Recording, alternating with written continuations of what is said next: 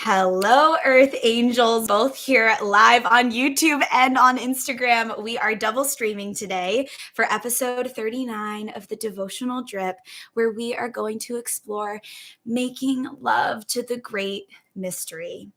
If you have never tuned in before, the Devotional Drip is a weekly personal development and higher self embodiment coaching series to support creatives, leaders, visionaries, and light workers like you on their non-linear journeys and devotional paths of healing, awakening, empowerment, radical self-care, and revolutionary self-love to support self-realization, baby, higher self-actualization in relationship to themselves, their journey, the world, and their purpose work. If we have not yet had the pleasure of meeting, I think I have like 60 new followers on Instagram since launching the Venus codes. I'm like, what's up, y'all? Welcome.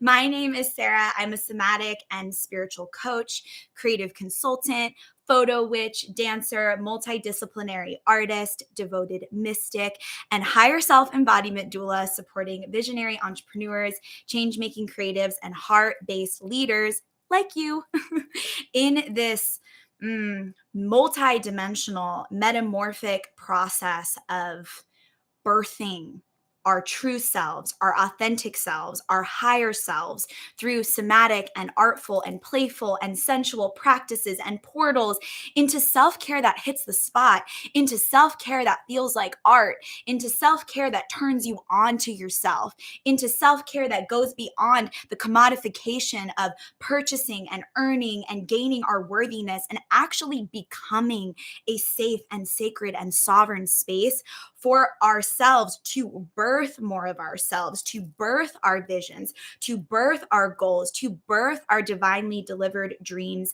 into being. I also am very passionate about empowered self-healing, sovereign self-leadership, and the process of trauma-informed spiritual awakening. So I believe on planet Earth at this time, we are going through a massive awakening in consciousness.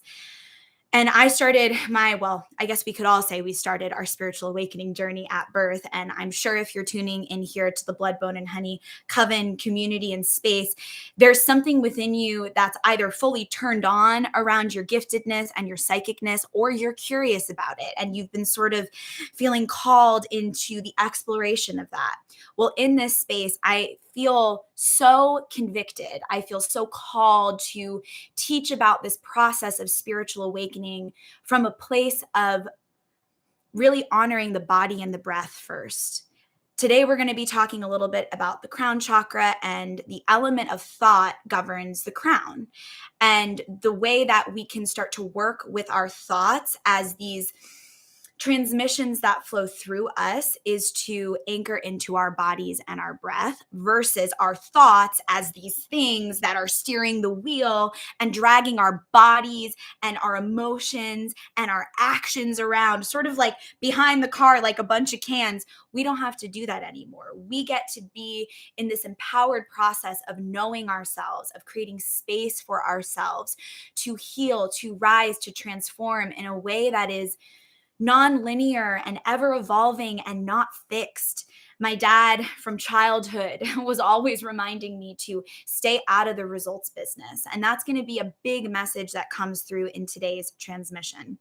So very passionate about you feeling empowered in your self-healing journey, you feeling really in your body as you allow yourself to awaken, utilizing embodiment tools, breathing, yoga, somatic movement, somatic journaling, meditation, visualization, psychic awakening, turning on the psychic senses and utilizing all of these different parts of you to support you, to help you in bringing into being, in bringing into actualization the deepest prayer of your heart.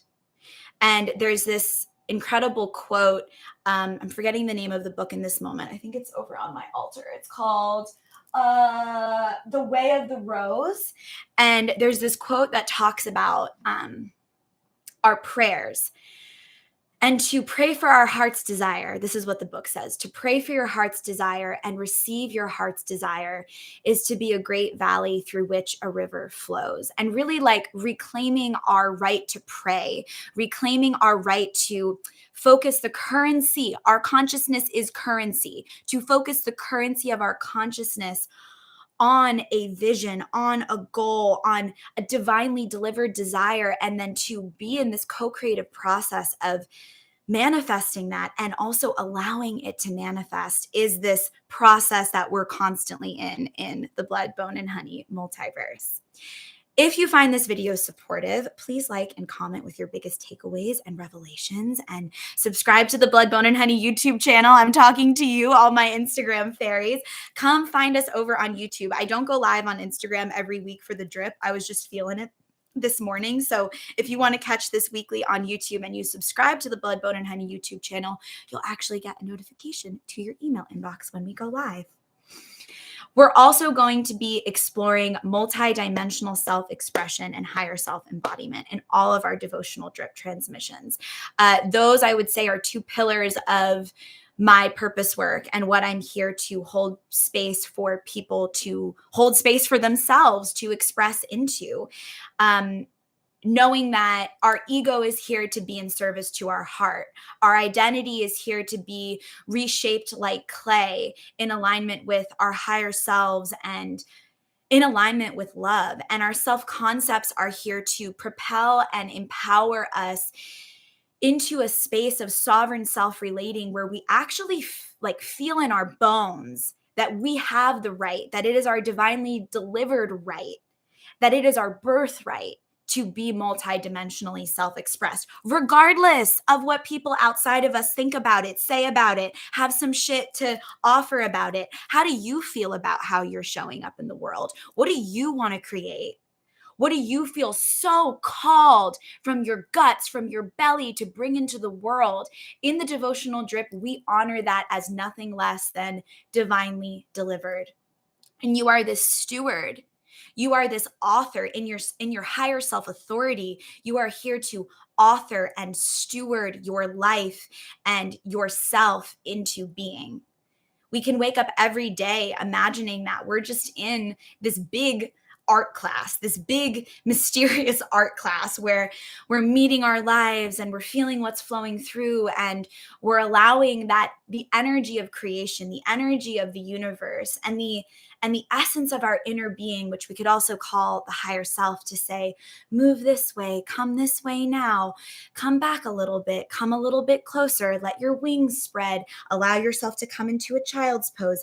How deeply are you listening to that voice within versus the voices outside of you on social media, in your life, in your realm that are constantly pouring in with offerings? And we love that too, right? Like, we're here to accept that there's also this realm that we're co-creating with, that we're listening to, that we're breathing into, that's guiding us, that's offering us little nuggets on our path. But ultimately, we need to be able to move from the voice of our own inner compass.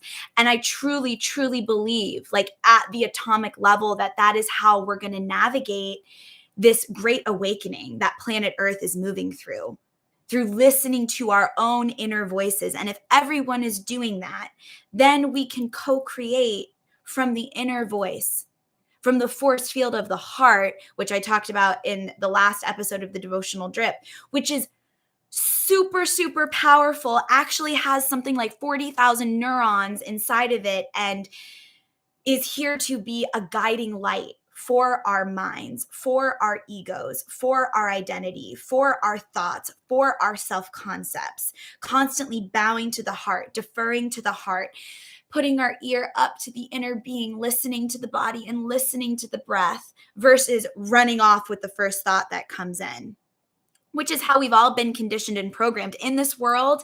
In order to achieve, in order to climb in the paradigm as it has been, we've had to abandon our hearts.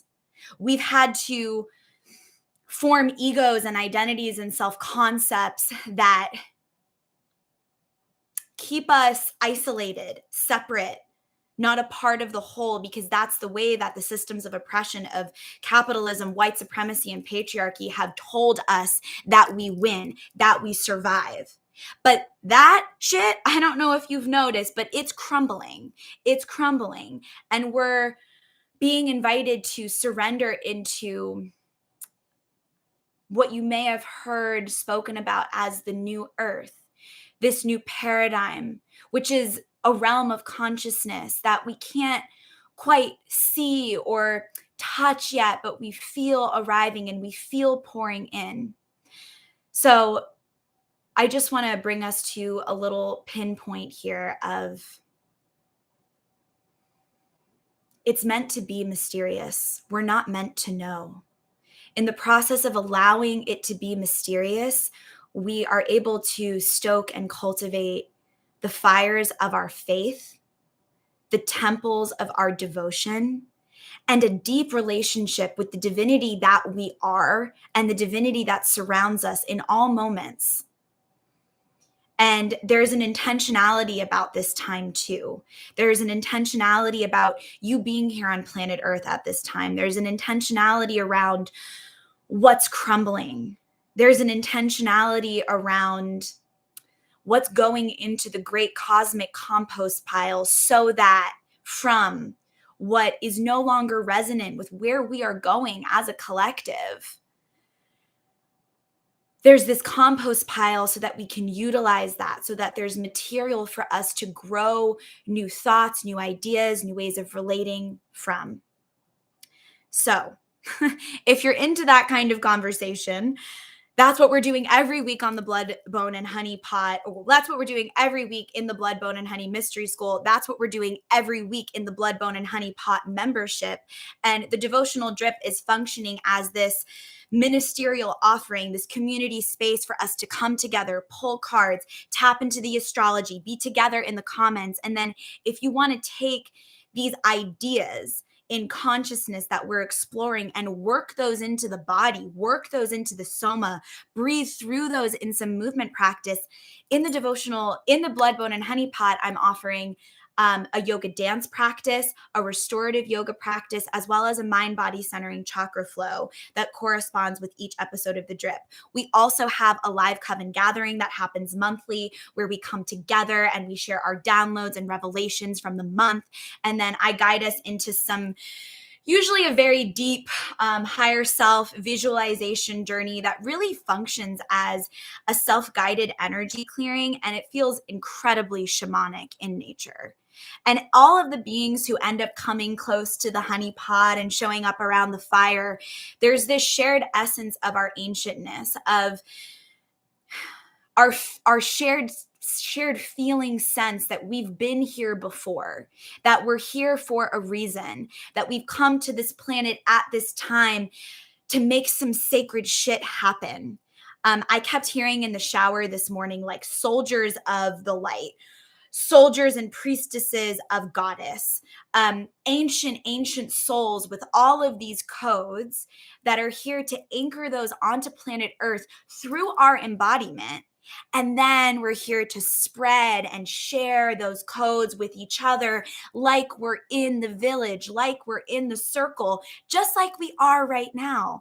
Oh, hi, Amy. So good to see you. Like, oh my gosh, it's like I literally have full goosebumps every time I see the name of someone that I've had the honor and privilege of knowing for years through this digital space show up in one of these places. It's just like, yeah, here we are in the coven. Here we are in the mystery school.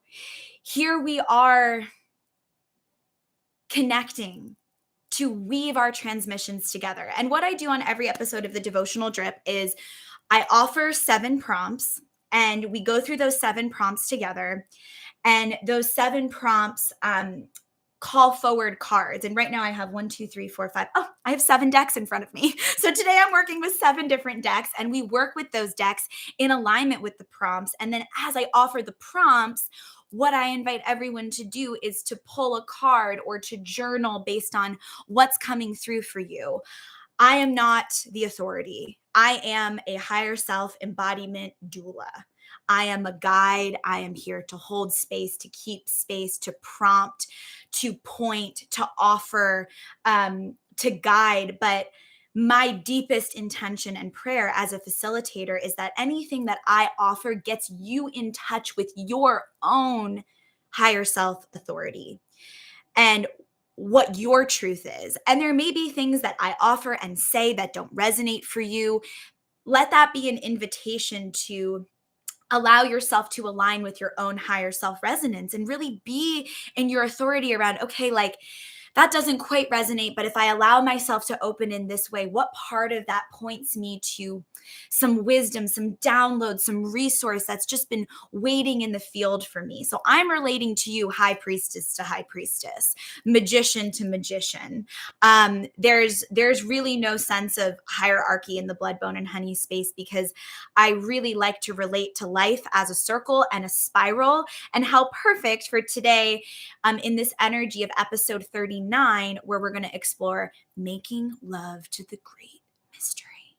And I was on a phone call with one of my dear sisters this morning, and I was just telling her, sometimes the episode for the devotional drip, like the topic and title, will drop in a week before the next episode. Sometimes it'll drop in on Sunday night, or sometimes I wake up on Monday morning fresh from the dream realm, just like, Goddess, I'm not quite sure where you want to point me today, but I know it's going to arrive before I press go live at 10:30. And today in the shower, I heard invite yourself and invite all these high priestesses and magicians and ancient ones and earth angels and light workers and creators of new paradigms to make love to the great mystery. And I really think that's going to serve us at this time because it's getting more mysterious and more mysterious as we go on. Yeah. So I'm excited to see what comes through for us today. I invite you to grab a journal and a deck if that's a part of your practice. You're also welcome to tune into this while you're driving or doing chores in the temple. I always say that on the devotional drip because I really, truly enjoy tuning into live transmissions while I'm like doing the 8 million chores that have to happen in this big temple with all the animals and a beautiful husband who likes to leave his overalls on the floor every day and just preparing for all the little beings that I want to allow to move through my body in the next few years. So thank you for being here. Thank you for being here. And if you'd like to join us every Monday, every moon day, and let this be an anchor for you, it would be an honor to have you. And if you're curious about joining us in the Blood, Bone, and Honey Pot, our tiers currently start at $5 a month. And at $5 a month, you get access to our private coven Discord. You get a corresponding higher self meditation, which will drop into around 12:30 p.m. Eastern Standard Time today on Zoom. And we also have a list of practice prompts that we've been working with every week since September. I drop playlists for all of my classes. And even if you're not in the tiers that give you access to yoga dance or restorative yoga, or our mind, body centering chakra flows, I'm still dropping those playlists so you can work with those in your practice to hold a container for yourself. And there are quite a few tiers that you can choose from. So if you're curious, feel free to send me a DM or check that out at the link in my bio. And then members are also receiving a discount code for the Venus Codes Play Shop coming up next Monday. And there's also going to be a replay for that. So that's happening on Valentine's Day Eve. An incredible astrologer. We were talking about her a little bit earlier on Instagram Live before we went live on YouTube. My dear friend of 25 plus years, Megan Rising, is going to be co-creating that space with us. And she's going to be offering us a lot of insight around how to read Venus in our own chart, what sign our Venus is in, and then what house it's in. And then we're going to go through all of the astrological signs and houses so that if there's other Venus codes you want to learn as a part of it, you're going to get your own Venus codes, but then you're also going to learn a little bit more about all of the signs and houses and how Venus shows up in each sign. Then I'm going to guide us through a somatic movement and sacred dance practice. I always also have a little bit of yoga in there. I really call it yoga dance these days because it's always a combination of both. So I'll offer that, and we're going to work those codes through the soma, through the body, through the breath. We'll work with some affirmation and mantra practice. We'll drop into some somatic journaling.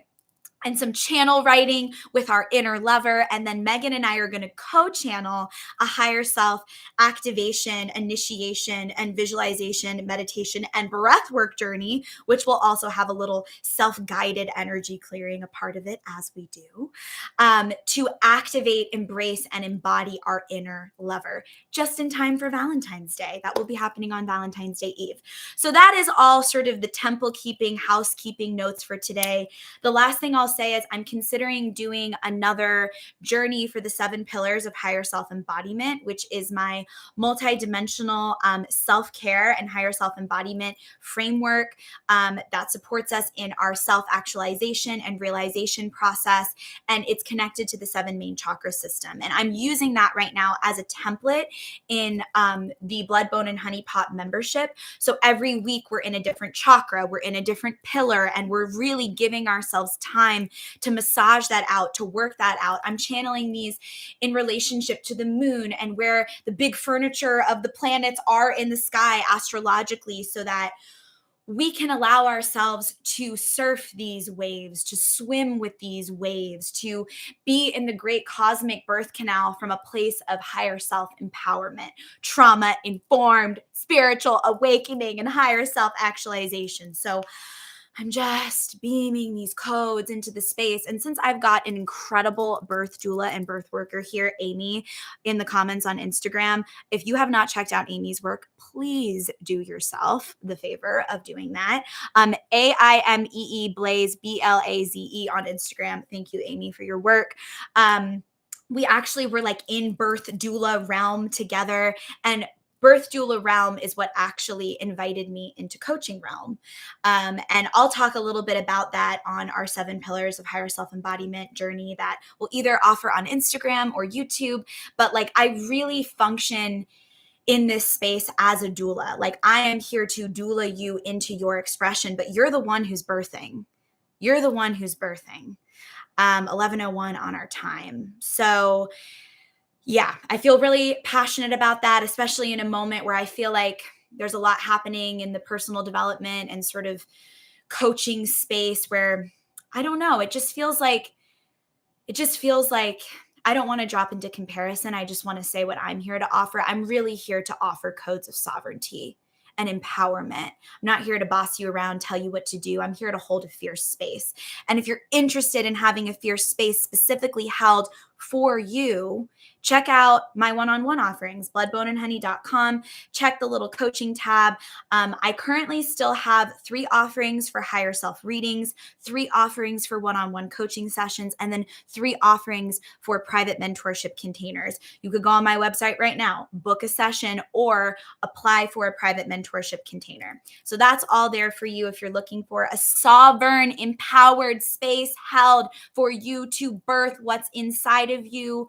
And all of the descriptions of the sessions are on there. And again, if you have any questions, reach out. I love to hear from you. It is such a gift. And usually I send a voice note or like a bunch of emojis back because I get very excited. Oh, Amy said, thank you, beautiful Sarah. Gratitude for you and how you show up as you do. Same.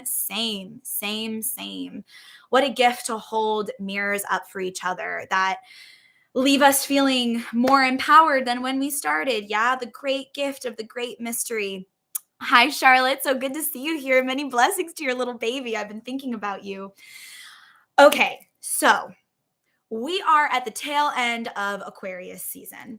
The last couple episodes of the devotional drip, I really went into the codes of Aquarius season. We talked about Aquarius related to the star card in the major arcana. I've been doing that recently on the drips, really connecting whatever energy we're in astrologically to the major arcana card to just help us weave some codes and some wisdom around that. So if you're interested in that, last couple episodes will really support you in anchoring into your Aquarius codes. And whether or not you catch those episodes in Aquarius season, Trust that there's a reason you're being brought to those at this time. Maybe it's because we're in the age of Aquarius. Maybe it's because Aquarius is completing a 30-year cycle in Saturn. Anyone else in the coven coming out of their Saturn return at this time? Mine ends on February 13th, the day of the Venus Codes Play Shop. And Megan has been my personal astrologer for the last 5 years. And so I just like love all of the intersecting codes around all the things. So maybe you're being guided to that. In March, we have Saturn moving into Pisces. So excited to get into that. My Venus is in Pisces. So I really feel like there's going to be like just waterfall of Pisces and water energy coming through on the drip and in the blood, bone, and honey space in the next couple months. I have my water adorning me right now. So if you want Aquarius codes, last couple episodes are there for you. Talked about the Leo full moon last week, so maybe you're doing some integrating around that. Leo's connected to the Strength card in the Major Arcana. This is from my Mother Peace deck.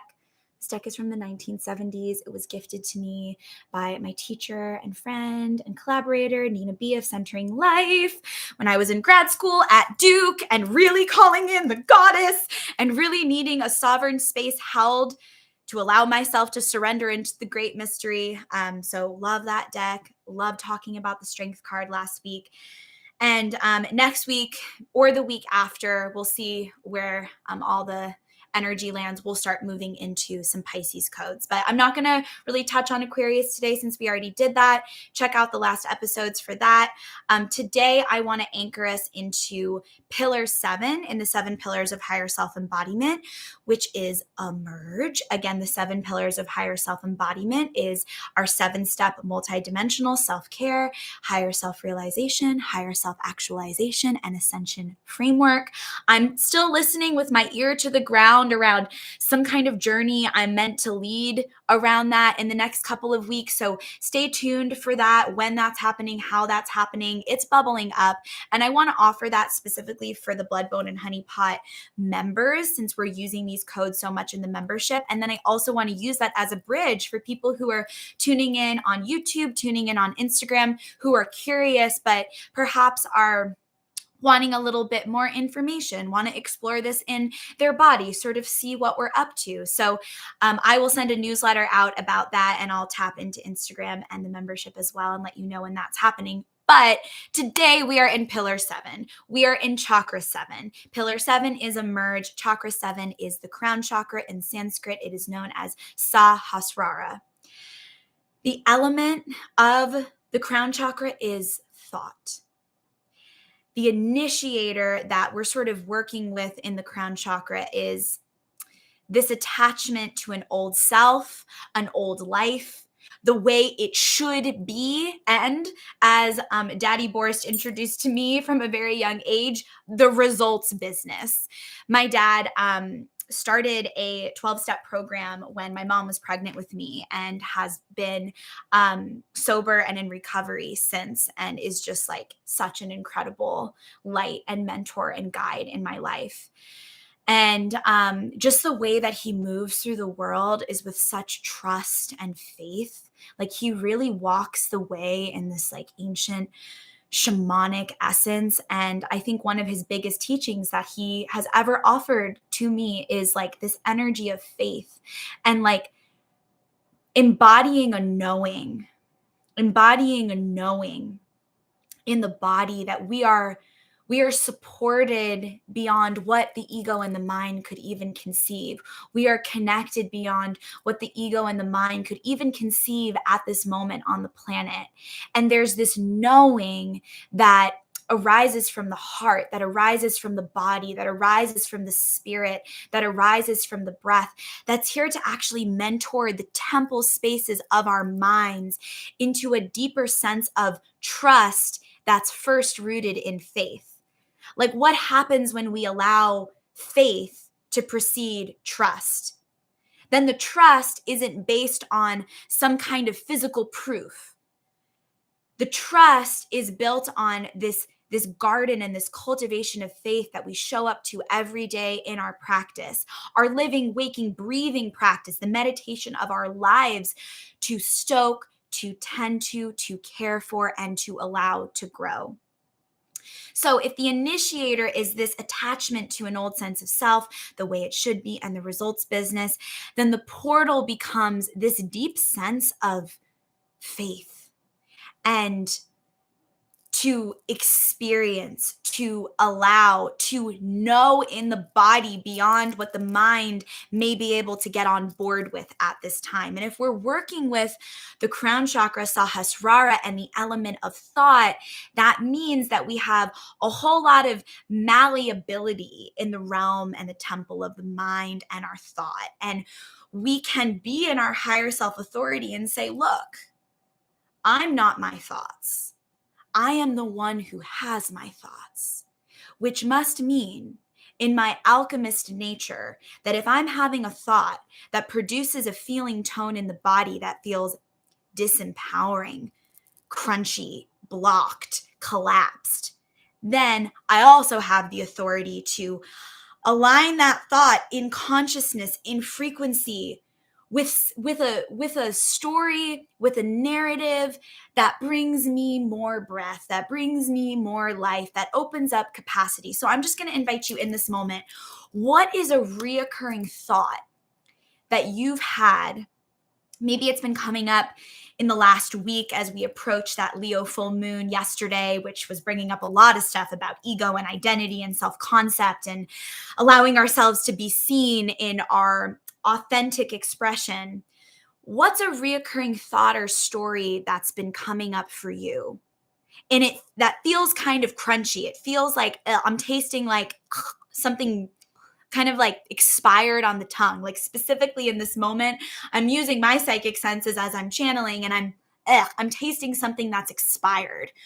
What thought or self-concept has been circulating for you that feels expired? Feel free to drop that in the comments if you'd like, or just write it down in your journal if you want to keep that private for now. But I'd be happy to weave in some codes and some identities and self-concepts and stories and what we're moving through if you feel called to drop that in the chat, because chances are someone else here is also feeling that. I might also be moving through that too. And this is us in the circle, holding up mirrors for each other, allowing ourselves to tell the truth, not needing to 11:11 on the clock, put on a mask, become 18 different versions of ourselves to appease that other person across the circle. No, no, no. This time on planet Earth says radically be who the fuck your soul is calling you to be. And if there's any energy around you that is interacting with that in a way that activates a feeling tone in the body, what do? You tune into your alchemist nature and you decide what you want to do with that shit. What kind of garden do you want to grow from that? So all of these thoughts that have been conditioned and programmed into the being, because we're these supercomputers, right? So like we have all these things that have been programmed in. We are these intelligent supercomputers. We are technology. We created technology. May AI not forget that we created it and not the other way around. You hear that, YouTube and Instagram? We created you. So we're here to use these tools in alignment with what we want to create. And the same thing goes for our thoughts, right? Like we are the ones who have our thoughts. Our thoughts get created inside of us, or they get planted inside of us. And then we, through repetition, just like any habit, just like anything that we want to program into the subconscious mind, through repetition, that thought, that story becomes louder and takes up more space inside of us. So if that's true about the disempowering thoughts, stories, self-concepts, identities, and beliefs, then that also must be true about the empowering self-concepts, stories, beliefs, identities that we want to imprint into our beings. So if you've got a story that you want to drop, feel free to drop it in the chat. I also saw our dear Grace share something up in the Instagram feed that I want to go back to.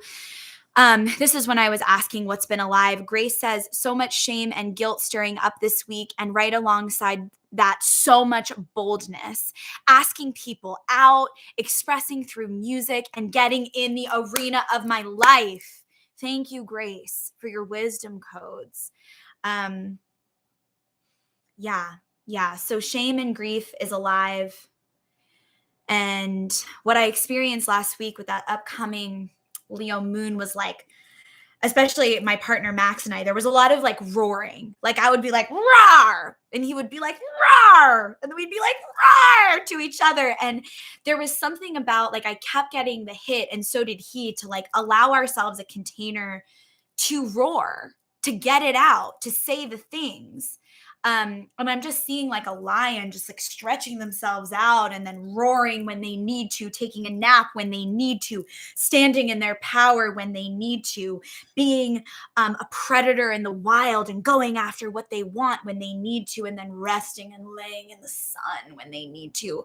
And goddess damn, that requires a whole lot of self permission, right? To just be that expressed. It makes so much sense that in the process of that, we would face programming of shame and guilt. And also times in our lives when maybe we did try to express like that and got in trouble or faced some kind of punishment or censorship for that, the body keeps the score. The body remembers. And the body is a map of the mind.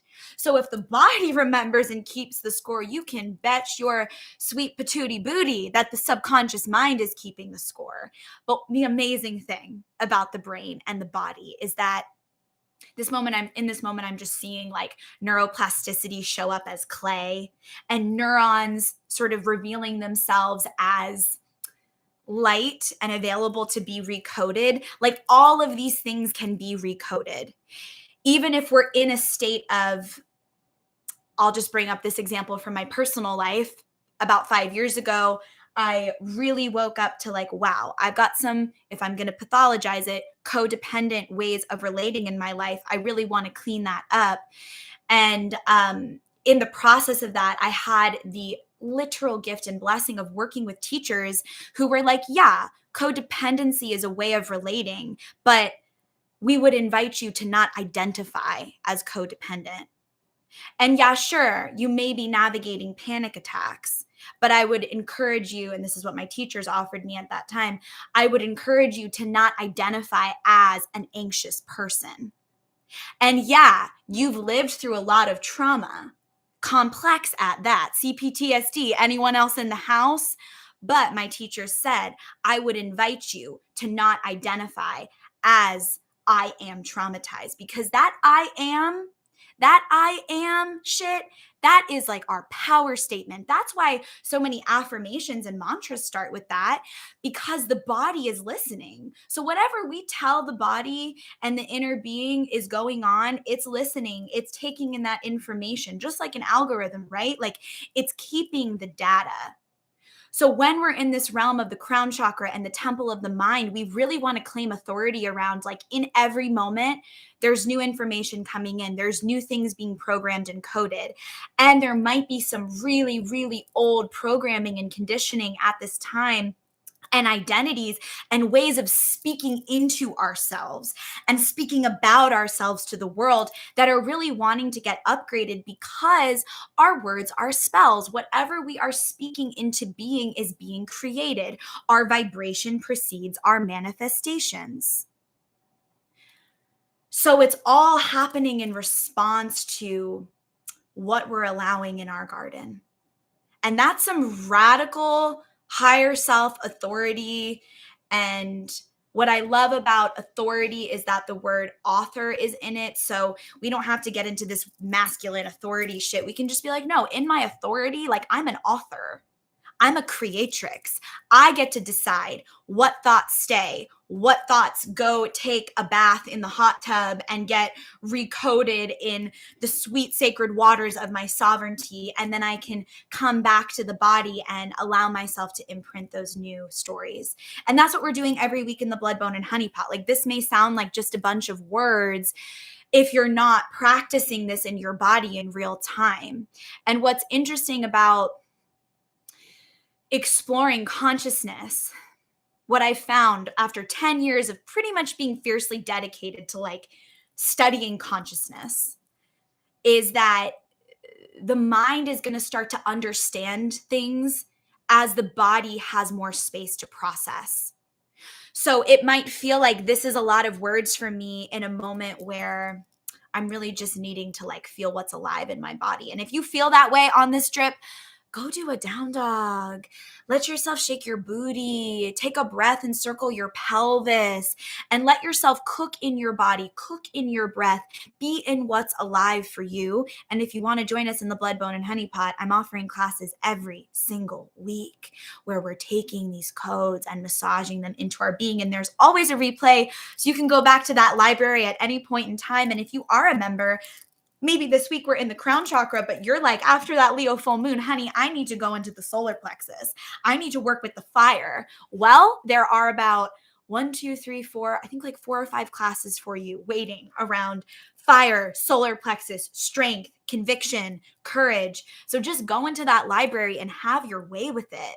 Enjoy, trust where you're led, trust where you're guided, and know that you are right on time for your life. Okay, so going back to my notes here, we're in pillar 7 this week. We are in the energy of emerging. Over the last 6 weeks, we've gone through this journey in the Blood, Bone, and Honey Pot and on the devotional drip, where we started, I believe, at the start of Capricorn season in December with the root chakra, with pillar 1 anchor, and now we've made our way all the way to the crown. How amazing. And guess what we're going to do after this? We're going to start right back at the beginning. And I really feel as this year going through like these 7 initiations as many times as we need to just rinse the being, because what's true when we get to the energy of the crown and emergence and realization and awakening, what happens? Oh, we're invited to plug right back into the root chakra. And it's interesting that this energy of faith preceding trust is coming forward today, because in the realm of the root chakra and in pillar 1 of the 7 pillars of higher self-embodiment, we're deeply working with the element of self-trust and self-belonging. So it all just circles back. It all just circles back. We ascend to the crown and then we're like, ah, and then we remember, oh yeah, the reason we're here in the first place is to actualize more, evolve more, create more love, share more love, create beauty, be in beauty with each other, and then anchor that onto the planet. So we'll be in pillar 7 this week. We'll be in chakra 7 this week. And then I think we're going to have a little bit of an integration. I'm still listening to Pisces to see where she wants to bring us and when that pillar 1, chakra 1 journey is going to start again. But stay tuned in the membership for that. So last week we were in Imbolc. Imbolc is a Gaelic word that translates to in the belly of the mother. So you may have been feeling like you've been sloshed around in the great cosmic womb and the waters getting rinsed and washed and pulled over here and dragged out to sea and then dragged to the shore. Let me know in the comments, has anyone been feeling that in their being, like you're just being dipped into the ocean? Or is there like another essence or metaphor that's been coming forward for you? So we're now out of this Imbolc portal. We are now officially closer to the beginning and the emergence of spring than we were to the beginning of winter. And the seeds have been ecstatically waking up in the soil. And we've been taking that meditation into our classes in the Blood, Bone, and Honey Pot. What is it to be a seed ecstatically awakening in the soil? And if I am a seed in the great garden of Source, how am I being stewarded and nurtured and called into my higher self expression at this time? And then as a seed, we're also these gardens. We're also these nucleuses with all of these seeds and inspiration inside of us. So as we are being stewarded into our expression and nurtured into our growth as seeds, there's also these seeds inside of us that are asking to be tended to and nurtured. Amy is offering in the comments, every endeavor begins with trust. It's one of the most valuable currencies that we have. Yes. So today, making love to the great mystery. The first prompt that I have for this is, what and how can I trust? What and how can I trust? I'm feeling into all my decks. Feel free to grab one for yourself if you feel called, or you can just listen in to what's coming forward for us. What and how can I trust? And I'm hearing in this moment, because it's going to bring you more pleasure. What and how can I trust? The kind of trust that delivers us to more resource, more space, less circling around the thoughts and the stories and the identities that leave us feeling disempowered, disembodied, and disconnected from ourselves and each other. And the texture of trust and faith that I'm just seeing someone like open their arms and just like say yes to their lives and yes to the people in their lives who are here to co-create with them. I didn't even need to shuffle that one. It just came right out. How and what can I trust? Sparkle and shine.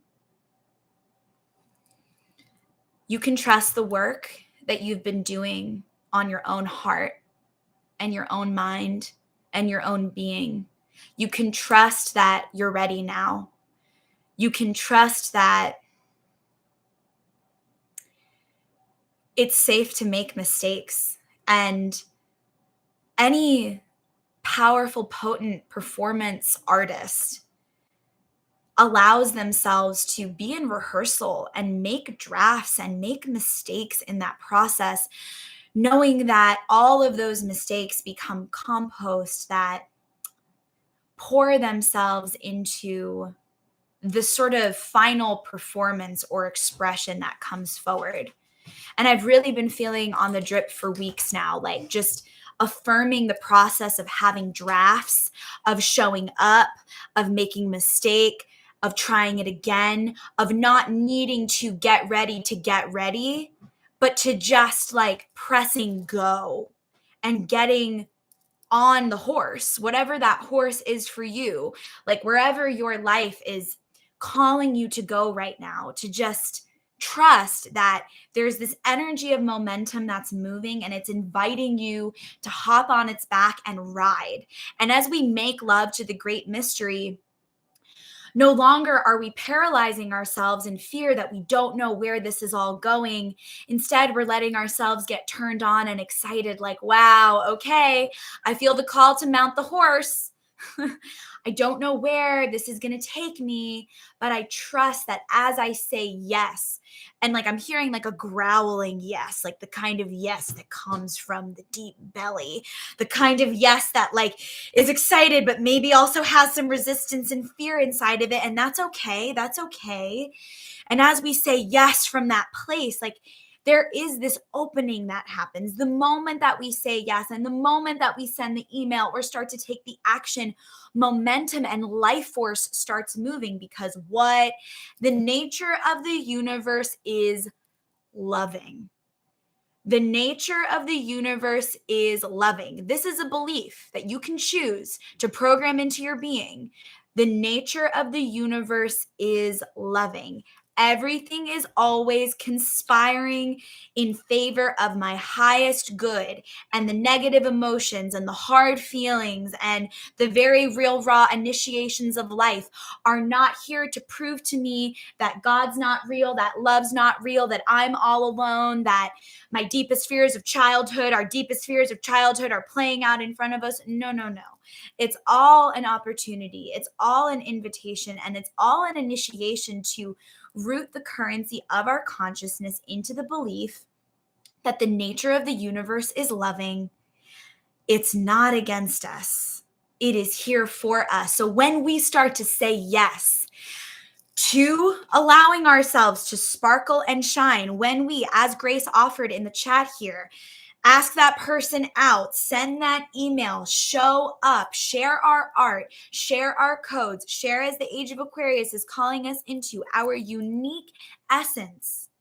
The people who are meant to co-create with us show up because they recognize you, because they recognize themselves. And then there's something really amazing that starts to happen. Instead of working against the force of creation and trying to make sure it's all just so before pressing go, we press go. And in that pressing of go, that's actually where the seed of our faith and our relationship with the divine gets stoked. The next card sitting here is surrender and trust. So surrender and trust that the way that you're meant to sparkle and shine at this time, that inner calling, that prompting that you've been receiving, isn't random. The fact that you're here right now watching this, the ego might want to be like, this is random. I just happened to hop on this random girl's thing this morning. I've seen her floating around. I thought I might tune in. Baby, it's never random. We're too interconnected for that, right? Like, there is a greater mycelial network of consciousness that we're all a part of. How could it ever be random? We're just constantly inside of the initiation. So making love to the mystery, what and how can I trust? Trust that the way you're being called to shine and be visible at this time is deeply supported by the force field of love within you and around you. And as you allow yourself to fall and ecstatically surrender into your higher self rebirth, which is a couple episodes back on the drip, you're going to be held. You're going to be caught. You're going to surrender into the sweetness that only a trust fall with the universe and the divine can allow. Because when the ego and the mind are trying to like control the next steps too much, it's not that it's not beautiful. Like, we have the capacity to create beautiful things from our ego, but there will be this sense of disconnection. And I feel like, and I felt this in myself so many times in like the realm of projects, like, if we don't allow ourselves to co-create with the divine in our process of manifesting something into being, it's almost like, well, that was good, but it feels like there's something missing. It feels like that could have been more expressed, or I'm feeling the texture of like disappointment. It's like if you were going to go like do this big show and like your parents didn't show up. Like, let the divine show up for you in your process. Let the divine mother, let the essence of the divine father and the divine masculine, let the essence of the great divine cosmic parents, that energy of consciousness that birthed all of our souls, that great cosmic womb that we all arose from. Let the divine in more. Let them show up for what you're creating. Call in your higher self. Call in the divine. Call in the essence of the great mother, if that resonates for you language-wise. Invite them into your creation process. Invite them into the spaces and places where you feel like you want to trust, but you're just having a hard time rooting in. Invite the consciousness of divine love in and let it fill the gaps in consciousness that you're still bridging between the ego and the heart. We don't have to be there already. Realization is a process. The caterpillar becoming a butterfly in the chrysalis is a process that's sloppy and gooey and involves the organs and physical matter in a very real way. We are a reflection of nature. It's going to show up like that for us too. So what and how can I trust that it's your time to sparkle and shine? And the more that you really fucking claim that shit for yourself and you surrender and you really let it go and you say, all right. Like today, for example, I'm getting ready to email a bunch of yoga studios in the area, and I'm going to start bringing my 7 pillars of higher self-embodiment yoga dance class into this physical community that I'm a part of. And I haven't taught in person since, I've like done a few workshops and retreats, but I haven't been doing that consistently since I was living in Brooklyn in 2020. So yeah, I have some fucking fear and resistance around that. And yeah, it's made me bawl my eyes out on a million occasions. And also, like, the love and the faith and the trust is deeper than the fear. We don't even need to be rid of the fear and the anxiety and the panic in order to make the move. We can just trust that maybe even some of that emotion as energy and motion is part of our, like, a part of our catalyzing. I'm seeing like a little baby bird like on the edge of a nest getting ready to fly. Like, I'm sure in that process there's just the energy of newness. And maybe we can call the fear, the anxiety, and the panic just newness. Maybe it can just be newness. Maybe we don't even need to label it as fear. Maybe we have a right to claim the innocence of newness. So what and how can I trust that it's your time to shine? And when you let go and you let God, Goddess, Source guide you just a little bit more, you let yourself follow through with that inner calling and that yes that you've felt yourself being drawn towards, The energy of the universe is going to come in and match you. People in your life are going to come in and meet and match your yes.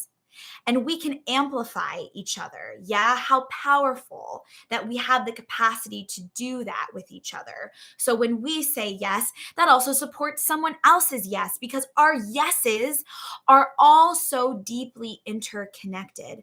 My yes to show up here today, to press go on Instagram Live, is interconnected with the divine purpose and the yeses of everyone that's here watching, both on YouTube and on Instagram. What a gift that we're not alone.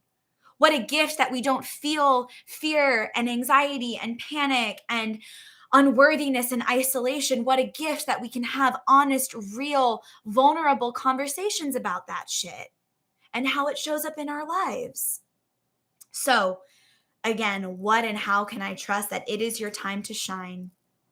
And when you let yourself do that, when you let yourself sparkle and shine, it's a gift to all of us. It's an offering to the divine. It's an offering to your community. And it's also an offering to your own practice of stoking the fires, stoking the embers of your faith and trust in your process. Next card on top of the deck is Be Magnetized, because there is this calling that each of us are being magnetized towards at this time. I think especially as Saturn moves into Pisces, it feels like Saturn in Aquarius was about like getting us all reorganized and interconnected and reminded that we can do this with each other, and like the rise of the internet, the birth of the internet, the birth of social media, our capacity to do this. I mean, I have like 5,000 people who are just on Instagram who said yes to Blood, Bone, and Honey, who I get to speak and talk to. Like, what? What? Enough with talking shit about technology and social media and AI. It's here to serve us. How do we want to co-create with it?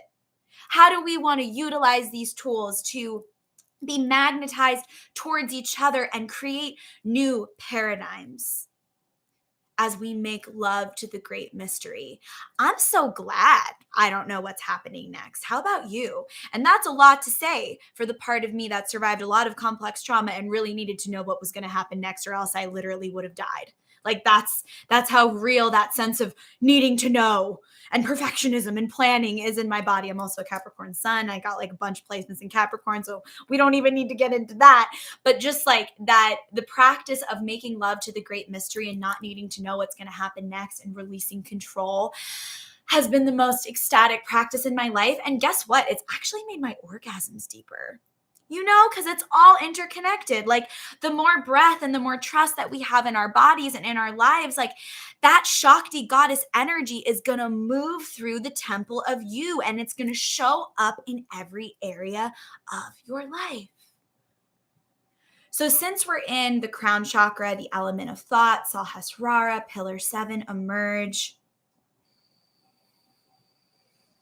Know that the way you're being called to surrender and trust into how you're being invited to sparkle and shine at this time is also going to rewire your brain.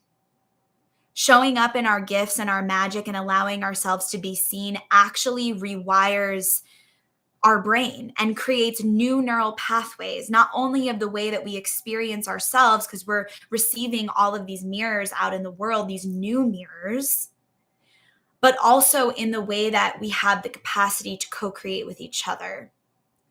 When you allow yourself to be seen and sparkle and shine, it creates new empowering neural pathways, new empowering self-concepts, new empowering identities. And again, I'm just getting this sense of like, it allows you to fuck with yourself at a next layer of like, yeah, I'm being called to do this and I'm going to show up. And then when you show up and you get it done, regardless of what the outcome is, regardless of if you launch a program like I did last week and send out an email and none of the buttons in your newsletter actually link to the program. Okay, we send out another one, like regardless of what gets physically manifested, there's this sense of self that's impenetratable because we're allowing ourselves to merge more with our higher self, to merge more with our highest timeline, and then to be in this space of calling in and co-creating with other people who are also deeply invested in that process of realization, of actualization, and of co-creating from a place of sovereign self-knowing. And that sense of self-knowing also governs the crown chakra. How do you experience yourself? Where can you make love to the great mystery that we're all a part of, this great mysterious journey that we're all on?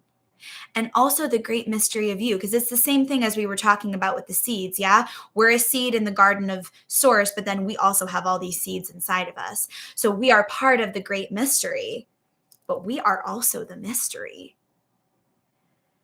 And I think what I notice a lot in the personal development space is there's almost this dissecting of self that can happen, especially in the realm of like reprogramming our thoughts and our beliefs. There's this like deep self-criticism that can come up. And I feel so passionate about taking that very masculine principle way of approaching the mind and the body and just creating a little more space for the breath. Like we don't even need to know. We can just be in the experiment, be in the discovery. Speaking of experiment and discovery, I need to go grab my computer charger because my battery is on low and I forgot to grab it before this drip. So write a couple of notes down about that for yourself. What and how can I trust in this process of making love to the great mystery? Pull a card for yourself. Write a couple keywords down that have resonated for you so far. And I'm going to get my computer charger because fuck perfectionism.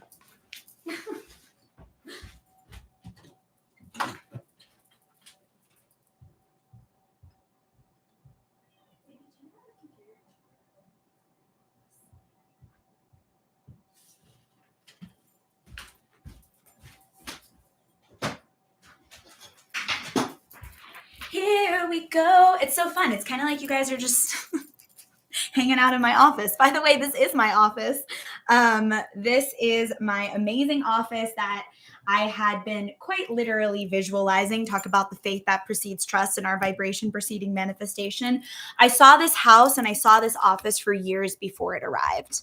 And I think one of my favorite parts of this like deep mystic practice that I have is like when it shows up in divine timing and process, it's so much sweeter than the immediate gratification that we're all being more deeply programmed and conditioned into on a daily basis, as things do have the capacity to happen faster. And listen, I love the fact that I can order a book from Amazon and it shows up at my door the next day. No shade. And also, it's just real that like our brains are being rewired to expect things quicker. And I do think that as the earth ascends and the earth grid shifts and things are speeding up, like we're going to see physical reality responding quicker to vibrational resonance. So the gap between thought and manifestation, I just feel is getting shortened. But then there's also the blessing of this gap between our thoughts and what it is that we manifest. I mean, how insane would it be if every thought that we allowed to take up space within us immediately manifested into form? I mean, that would be so crazy. So it's incredible that we're these conscious, ancient galactic beings here on the planet, relearning the laws of the universe, relearning our magic, not calling this shit woo-woo, but just like letting it actually be quantum physics and embodied anatomy, which is what it is. So anytime someone tries to say some shit about magic isn't real or what's energy or I don't believe in astrology, like the truth of all of this is that it's literally spirit science. Like it's ancient science, it's quantum physics, like it is rooted deeply in lineage. And so we don't even need to go into opposing energy around it, but I just want to speak into being that this office that I'm sitting in right now, I saw in my mind's eye for years before it arrived.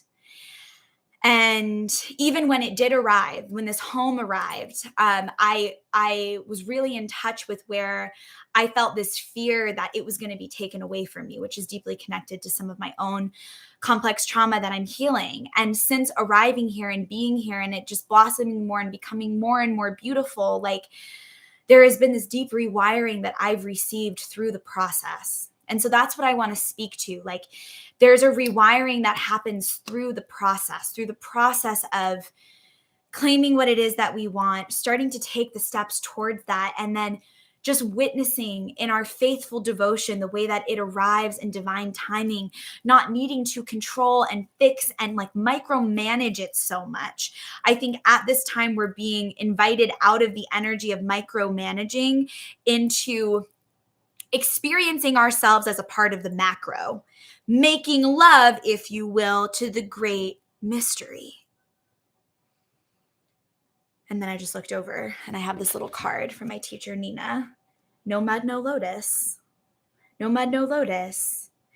And we have to create the compost first in order to grow the lotuses. So whatever is sort of crumbling at this time, I want to speak over that as compost that's supporting you in growing a new garden.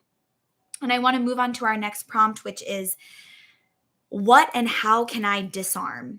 So our first prompt, what and how can I trust? We're being deeply called into sparkling and shining, being visible, surrendering and trusting what it is that we're being magnetized towards, trusting what it is that we can't see, but what we can feel awakening inside of us. And that practice of trusting that, of spending time with what we can't see or touch yet, but really honoring it as real, is going to also create a richer internal environment and experience for ourselves in our own self-care and multidimensional magical practice. So in this process of allowing ourselves to be seen, surrendering and trusting to the call that's being magnetized and awakened inside of us, listening to our inner being and our heart saying, go this way, come this way, come this way. And the ego and the thoughts might be like, that's not safe, that's not safe. And we're like, yes, it is, plug in, you got this. In that process, what and how can we disarm just a little bit more, just a little bit less control, a little bit more receptivity, a little more space for us? What and how can I disarm? Again, feel free to pull a card for this. I'm going to go to my Starseed Oracle deck for this one. What and how can this collective of earth angels disarm so that they can root into more trust, so that they can sparkle and shine? Breath of the cosmos, my will to thy will. If you tune into the drip, you know this happens all the time. I just love magic so much. Okay. Thank you. Breath of the cosmos, my will to thy will, micromanaging the universe. Did I not just say the words? Micromanaging? Oh, I just love getting excited about magic.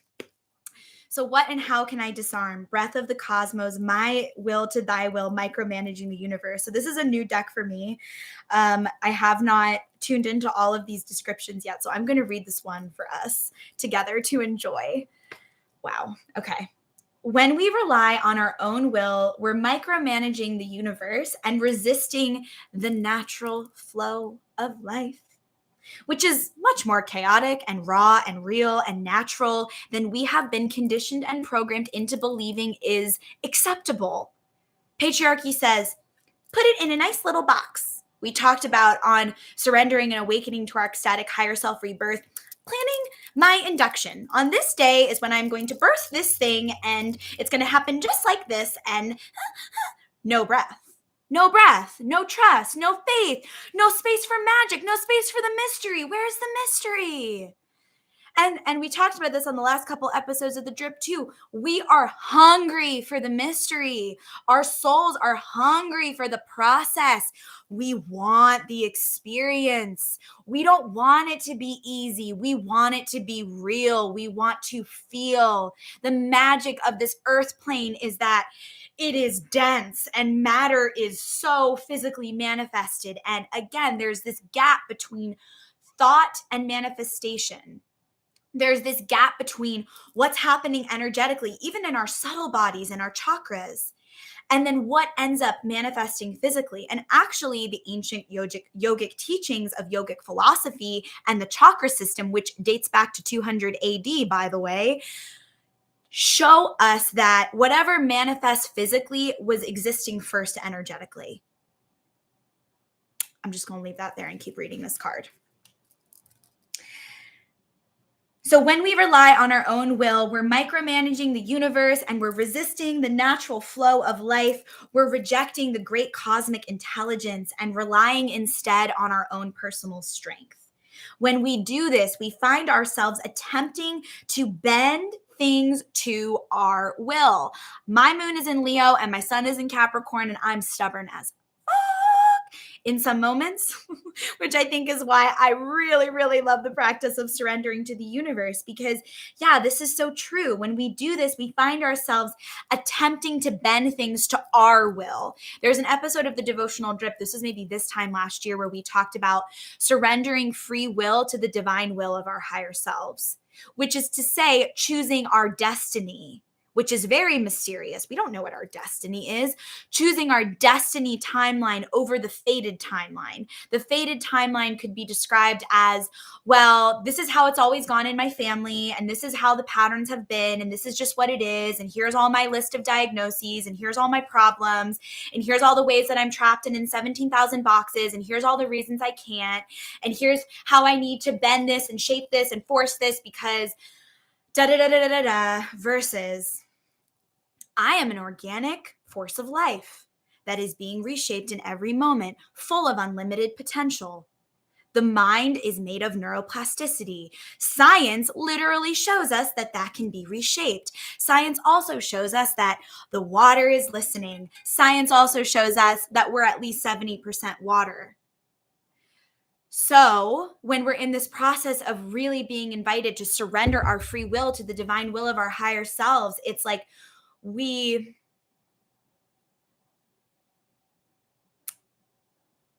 allow ourselves to be organic, not fixed in process, as children of a mystery that also is constantly wanting to express itself through us.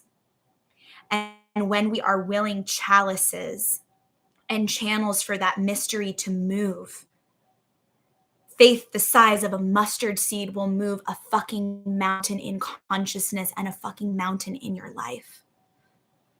And that's the truth. 1:11:11 on our time just now on YouTube when I said that. So, what and how can I disarm? Breath of the cosmos, baby. When we're not trusting the mysterious breath of life, we're rejecting the great cosmic intelligence and relying instead on our personal strength. When we do this, we find ourselves attempting to bend things to our will, our ego's will, the stories and the programs and the identities and the self-concepts and the beliefs up until this point that have been molded and shaped into being, which what leaves no space for breath, leaves no space for potential. Potential is breath. Breath is potential. Breath is life. What happens when a baby exits a birth canal? They take their first breath, and sometimes they what? They scream, they find their voice, they make sound, they allow what's going on inside of the being to be expressed out into the world. So, we're being invited to really surrender to the breath of the cosmos. When we do this, we find ourselves attempting to bend things to our will. We spend time forcing, pushing, and living from a space of trying to. God, how many times have I heard myself saying, but I'm trying, but I'm really trying so hard. When you feel that within yourself, and I don't mean to make fun of that because Lord knows I have freaking bawled my guts out about that so many times, especially in the process of like birthing a business over the last 5 years or however long it's been, coming straight from grad school at Duke, coming straight from college at Savannah College of Art and Design, coming straight from dancing 19 hours a week at my dance studio. Like, damn, I can really speak around some energy of like, I'm trying. And I think the reason that my spiritual awakening found me in my early 20s was like, girl, you got to stop pushing. It's going to make you sick. You're going to die. Like when I tell you, I have a whole host of autoimmune things that I deal with, and my body was literally covered in eczema. I had a rash around my mouth that made it hard for me to speak. My joints hurt so bad, I could not walk up the stairs. I was 22 years old. My gut was in such a state of dysbiosis that my brain constantly felt inflamed. And these are things that I inherited. They're also things that got programmed and deeply reseeded and sort of, I would say, nurtured into manifestation through the first 20 years of my life. And then in my early 20s, I was just like, yeah, I want to heal this shit. Yeah, I want to feel good in my body. Yeah, I want to feel peace in my body. Yeah, I want to be a chalice and a channel for light. Yeah, I want to create beauty on this planet. Yeah, I want to feel good in my body. Yeah, that's my divine birthright. So, going back to our beautiful card here, when we spend our time forcing, pushing, and living from a space of trying to, so much energy, exerting out, no breath, right? Everyone around us can feel it. And the universe can too. This forcing, this gripping. And guess what? The bones can also feel it. The bones feel us gripping onto it. The nervous system feels us gripping onto it. The brain feels us gripping onto it. And there's no space for the mystery. There's no space for potential because we're just telling ourselves how it's going to be, telling life how it's going to go, saying the way that things are versus leaving space for the way that things would like to manifest into being on behalf of our highest good. You're being called to stop micromanaging the universe and trust the breath of life. To surrender to the greater will that God, Goddess, Source, the multiverse has for you. To move from my will to thy will, which is to say, to move from the will of the ego that has been programmed inside of systems of oppression to push and force and rush and climb and be the best and get there first, or whatever version of that programming trickled into the sweetness and the innocence of your being. There's this rewiring from that into, I trust the way this is all unfolding. I don't even care when I get there. I just want to be so present for this process of arriving because I know that that's where the juice is. To surrender to the greater will that the universe, that the multiverse, that God, Goddess, Source has to you, has for you, to move from my will to thy will. When you surrender to the greater will of life, you begin dancing with the rest of life. And think about that. Like if you were dancing with a partner, like, and you're trying to control and direct, if you've ever done partner dancing, like it doesn't work like that. It doesn't work like that. You're co-creating the dance. If you're in a partnership, you know it doesn't work like that. You know that you're in this mode of co-creating your relationship, co-creating your life, co-creating your home. When you surrender to the greater will of life, you will begin dancing with the rest of life. When you bow to, it literally says the great mystery here, and our topic today that came through was making love to the great mystery. When you bow to the great mystery, welcome to Divine Feminine Church, y'all. When you bow to the great mystery and say, please use me, please show me the way, please use me, please show me the way. May I be a willing chalice. May I be a willing channel. I surrender my will to thy will. Please show me the way. Little by little, you find yourself living your most fulfilling, authentic life. When you surrender your personal will, when you relinquish control and release the way you think things should be, my father, Daddy Boris, coming in to say, stay out of the results business, Earth Angel. He also watches the Devotional Drip, so he'll probably see that. I'm also trying to get him to start his own coaching channel because this man has some transmissions to offer. Let me tell you what. So please use me. Please show me the way. Little by little, you find yourself living your most fulfilling, authentic life. I really fucking feel that in my life right now. I really, really feel that. Oh my God. And as I'm looking up, wait, I have to catch him on camera on YouTube. I'm just seeing Max. You see him walking up there? He's walking up on our little path in the woods, and like Gosh, I've prayed for this life. I've prayed for this life for myself, for him, for our family, to be able to just look up and see this precious ancient man walking up a mountain in the snow as I'm here doing my purpose work, as he's hopping on calls and we're weaving, and then I'm going to teach a class later. What's the version of heaven is earth for you? Where is your higher self and the divine trying to guide you and show you that the more that you surrender your free will to the divine will of your higher self, that it's actually going to be so much sweeter? Drop in the comments. What do you feel like you're being asked to let go of control around, specifically in your life right now?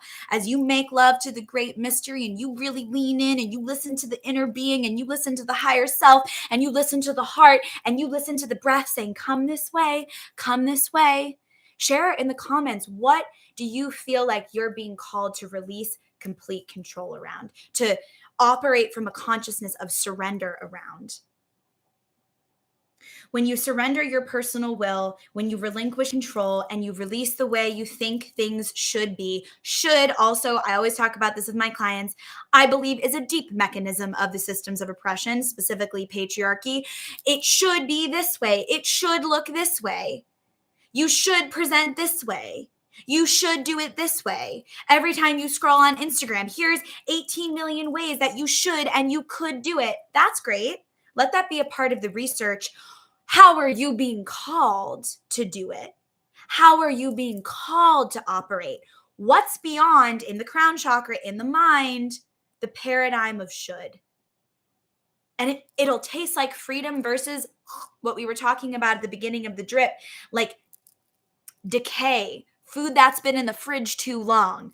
And food that's been in the fridge too long also is missing what? Life force. Like when food goes bad, like it's literally missing the life force now. It's now becoming compost. So in the same way, what ways of like operating in your life or thoughts that you've been thinking or stories you've been telling yourself or habits sort of feel like they're keeping you in this box, as my dear ancient priestess shamanic sister Kate is always offering the deep meditation around, like what's been keeping you in this box that you're just ready, and this Leo moon might have come through and been like roar yourself out of the birth canal. And yeah, some people might be like, that roar is a little loud, and they can put some headphones on and that's fine, and you can just let yourself roar. And you can let yourself take up space and sparkle and shine in whatever way you feel called. And you can surrender and trust that in the process, whoever and whatever falls away is not meant to be a part of this chapter. And you can surrender into the great mystery of what's going to come in to fill that space. Because let me tell you what, goddess, divine love, the great mystery, oh, it wants to come right in and come right up and lick you from root to crown chakra and bless your life up. So I'm feeling called to check the comments here on YouTube because we have some wisdom dripping in on the altar. Moonlight Mood says, other people's perception of me and other people's opinions of who I am and what I'm doing. I relate to that shit so deeply. Yeah. Other people's perception of me, other people's opinions of who I am and what I'm doing. And in this moment, I'm just being shown, like, if we're tracking that, and a lot of us watching, everyone watching here, everyone who's a part of this is incredibly psychic and incredibly sensitive. So you might have this gift of perception also. Like maybe you do have the gift of like being able to really sense and feel like, wow, I can feel that there's some judgment coming from this person or this group of people or whatever around what it is that I'm doing. And like, that kind of like feels a little crunchy and like, all right, like I'm picking up on that. I'm picking up on that. And in my compassionate heart, I'm going to choose to believe that that judgment that they're projecting onto me comes from a place within them of their own self-judgment and shame and guilt that they haven't processed. So I'm not even going to take that shit personally because that's not even my work. That's not even any of my business. The truth is, people's judgments and perceptions and what they think about us is none of our fucking business. And I'll say from doing this and showing up very loudly since 2015 on the internet that I've had people who have become clients or dear friends say to me, you know, when I found you on Instagram, I was like, who the fuck does this girl think she is? to say these things, to talk about these things, to give this kind of transmission. And then I realized that there was something in your transmission that was triggering me because I was being called to be more self-expressed. And that's just the truth of that template, right? And we know that to be true for ourselves. Like if we're judging someone and how they're showing up and what gives them the right to do it this way or charge that price or do this thing or be like that, that's pointing to our own underexpression, asking to be loved. Everyone has the right to do whatever the fuck they want, just like you do. That's sovereignty. That's the new earth. That's the energy of we don't even need to agree with each other. That's the energy of me showing up as a coach and literally saying, I'm not an authority. I'm my own authority. You're your own authority. And now we're doing personal development like this. Now we're doing healing like this. Now we're building businesses and paradigms like this. Thank you, Moonlight Moods, for your wisdom and for just allowing us the space to connect on that, because that's so real. And other people's perceptions, opinions of who we are, what we're doing is none of our business. And if they make it our business, let me teach you something. My yoga teacher, incredible yoga therapist of 45 years, psychosomatic therapist, Nina B of Centering Life, who is also currently enrolling for yoga teacher trainings right now, starting this month. There's a 100, 200, and 300 hour trauma-informed yoga teacher and meditation teacher training. I'm completing my 500 hour this year, and I'll be assisting in her 100 and 200 hour training. So if you're looking for a container to come into to like really deepen your practice, that is there for you. And then also, if you want to come into a one-on-one space with me, you want to come into the Blood, Bone, and Honey Pot, we're practicing this weekly. We're like in our yoga dance practice, and we are claiming space with our bodies, with our breath, with mantra, with affirmation, with music medicine, because it's easy to say what other people think is none of our business. How do we teach the mind and the body that? Through practice. It takes at least 30 days to build a new habit. The subconscious mind has to hear it over and over and over again in order for it to become an imprint.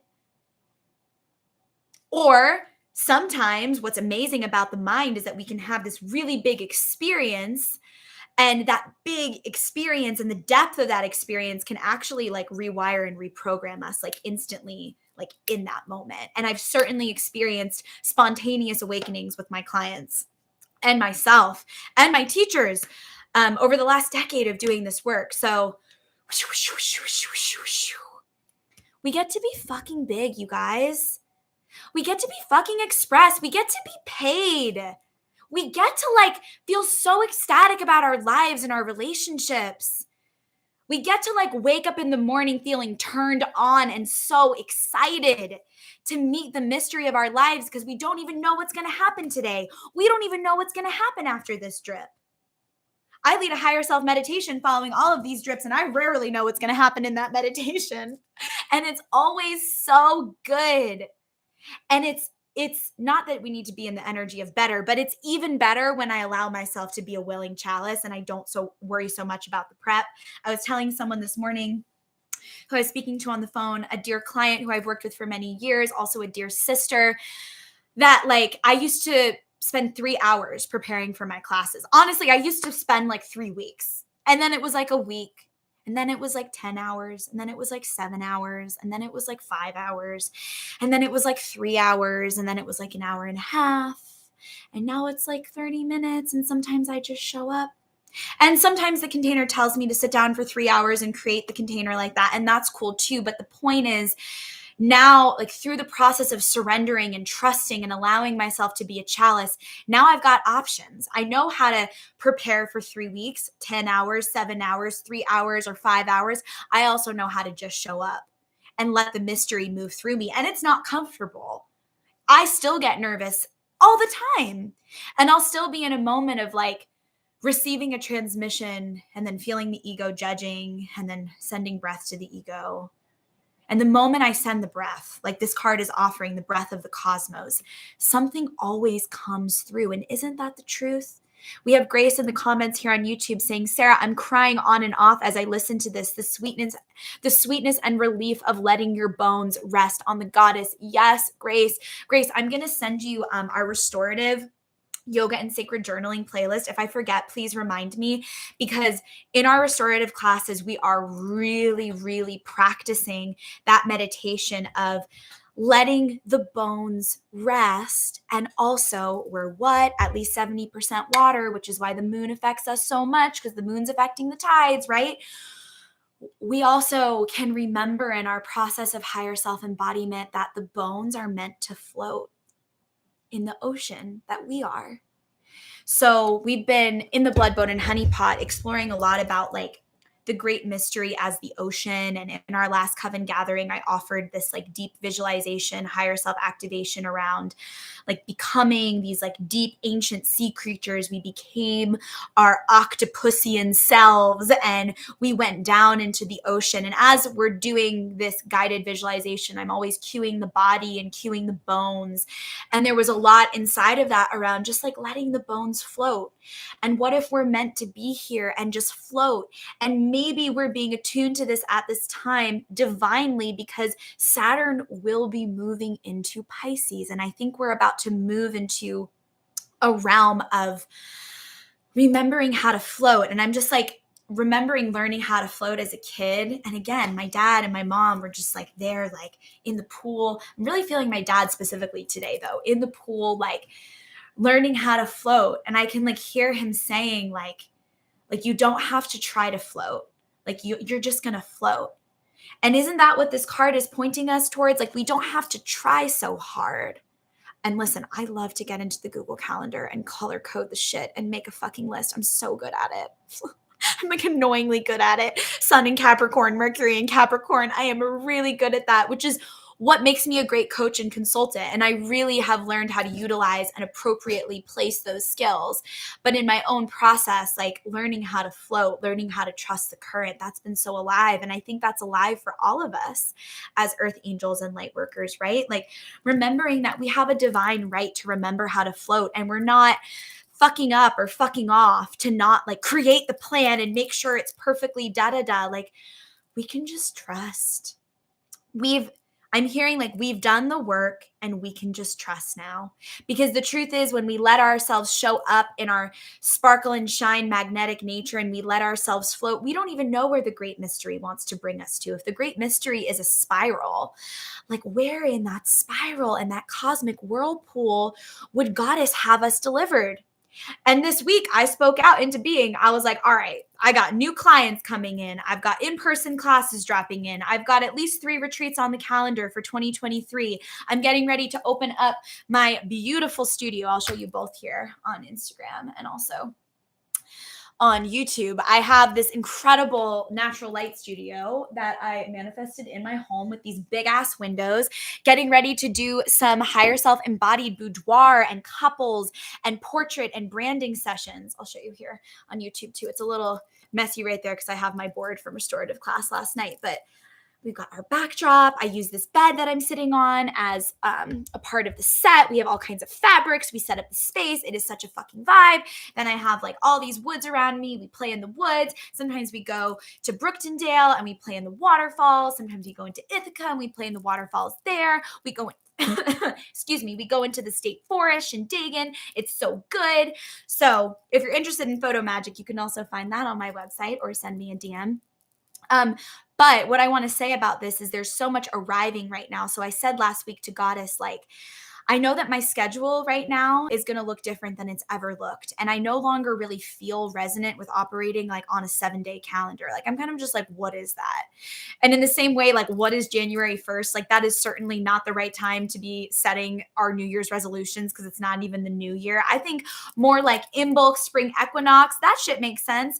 But like in December, it's the middle of winter in the Northern Hemisphere. Shit is frozen. But capitalism says, you need to know what your goals are and your word for the year and your intention and all the things. And if you don't, by January 2nd, you miss the portal. You miss the mark. And we're just going to pummel you with all of these ads on all of your social media, all over the internet, all of your email inbox of ways that you can be better in 2023. And I'm just like, we don't need to be better. What does that even mean? We want to become more of our true selves.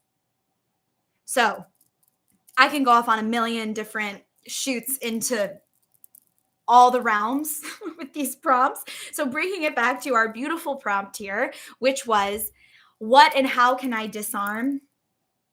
Breath of the cosmos, my will to thy will. Stop micromanaging the universe and your life.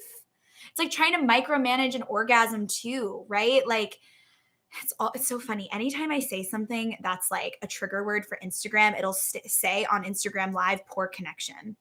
It's just like weird. Just like, can you stop censoring us? Like, we're ready to wake up. We're done with this. We don't care what you think. We want to be fully expressed. Yeah. We want to like have breath and life in our days, in our process. So if you're no longer resonating with the 7-day calendar week, if you're kind of like, what's a day? What's a month? What's Tuesday? I invite you to surrender into the great mystery and trust that that sort of like inner essence is a part of you being brought somewhere new in consciousness. Maybe there's a way of operating with your life and with time and within your relationship with yourself and your beloveds and your community and your home and your network that's like never been done before. We've been talking about that a lot on the drip, like how I believe that you're here to introduce codes of consciousness that have never been here before, never been done before. And so if we're going to hold that depth of like multidimensional self-expression, we're going to need some breath. When you surrender your personal will and when you relinquish control and release the way you think things should be and surrender to the greater will, you will find yourself being led. You begin breathing the breath of life. Starseed activation. It says, place the card on the portal of your heart and whisper the following. So we can just place our hands on our heart. Feel free to do this with me if you'd like. I am willing to stop relying on my own strength and personal agenda and instead surrender to the breath of life. Dear God, Goddess, Source, great universe, great mystery, creator, whatever language resonates for you, help me move from my will to thy will. Please lead me. Please show me the way. And I have a favorite song. I think it's Lindsay Scott. I use it a lot in our classes, called The Way. You can look it up on Spotify or YouTube or wherever you get your music. And she says,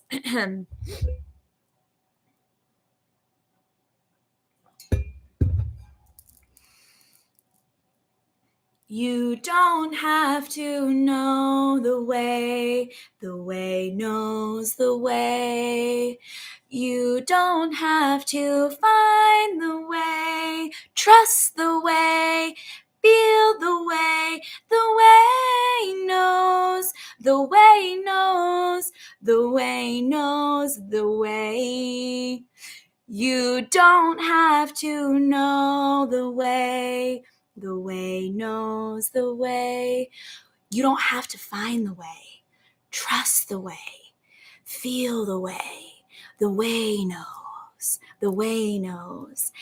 And in the realm of the temple of the mind, following the feeling tone over the thoughts is this new way of relating in consciousness that we're being invited into at this time, as there is this awakening of divine feminine principle of flow on planet Earth at this time.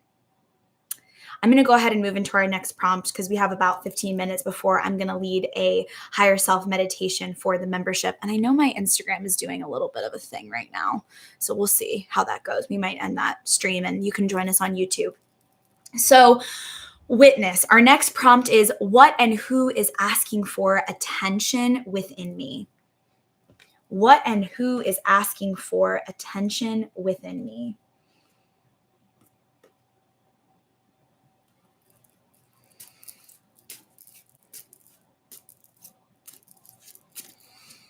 What and who is asking for attention? Oof.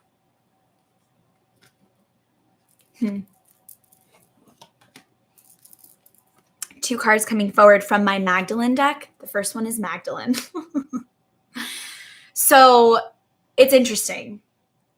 There's so many things I could say about Mary Magdalene. The next one is surrender. If the message hasn't been clear today, surrender. So, Mary Magdalene, how would you like me to speak about you today? How can I be a chalice? How can I align my will to thy will?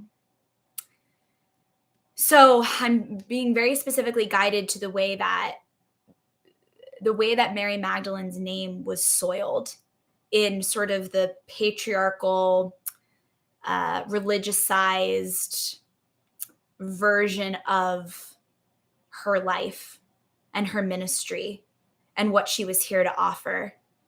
The Bible says that she was a slut and a whore and a prostitute. And it was only through Jesus's whatever that she was able to heal. What a convenient narrative for the patriarchy, for the church, for systems of oppression who seek to control and dominate us and gaslight us out of our worthiness, out of our magic, out of our power, out of our right to be fully expressed, higher expressed, and ecstatically expressed. Mary Magdalene was a high priestess, and I believe that she walked right next to Jesus, not Jesus as the Son of God in the Christian paradigm, Jesus as a living ascended master. Just like Mary Magdalene was a living ascended master, just like Kuan Yin was a living ascended master, just like Goddess Isis was a living ascended master, just like Persephone and Medusa and all of the holy names of the ancient ones were ascended masters, just like you're a living ascended master. And I think this is so interesting that it's coming forward with this as we're exploring this energy of making love to the great mystery and not needing to know what's going to happen. And also like trusting the way that it all plays out. Like Mary Magdalene's story being commodified and religiousized and oppressed intentionally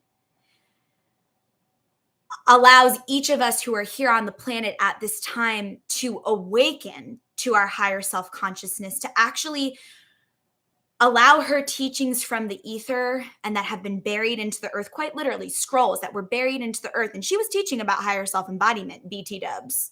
I would say like her transmission was the only one, if it was included in the Bible, that would have talked about us being a bridge between heaven and earth, talking about us being fully human and fully divine. Read the Magdalene manuscripts if you're curious for more. Also highly recommend the Sophia Code. And there's so much magic out around Mary Magdalene, but bringing it back in, surrendering my will to divine will, because I could just talk about Mary Magdalene all day.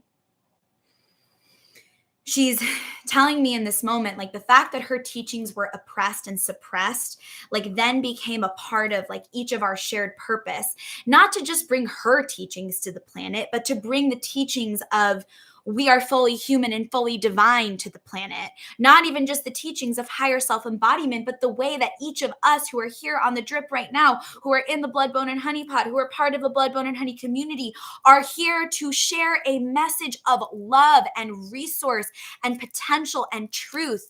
And we understand that as we heal ourselves, that imprint goes into the collective and it starts to trickle out in ways that our egos and our minds can't even conceive as possible. So Mary Magdalene was slandered. She was slut shamed. She was belittled.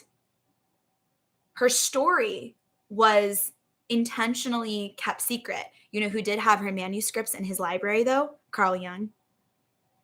And then you just look at some Jungian archetype stuff, look at the way that's connected to the major arcana in the tarot, and a mystery school level transmission and map starts to emerge from the compost of the lies that we have been told that are crumbling now.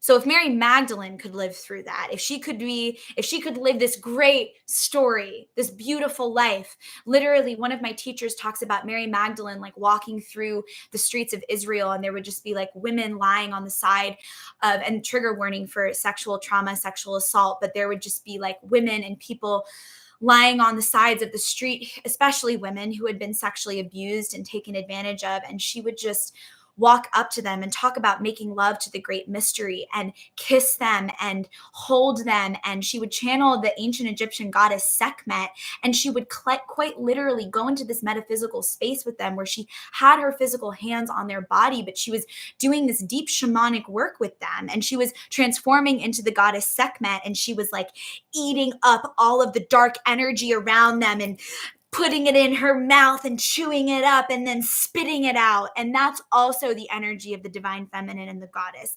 The energy of the divine feminine and the great mother, ah, devout, wrathful, ruthless, wild, hungry for fear, for shame.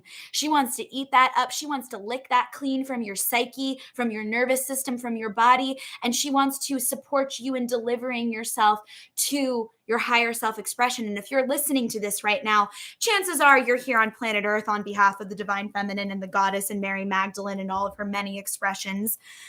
And you're here to also see that kind of consciousness, to show up with that level of conviction and sacred protection for yourself, and also on behalf of those who need protection and shelter and a safe and sacred space to land at this time. You are a temple keeper, a keeper of the temple of your mind, of your body, and also your home and your creative work and your purpose work.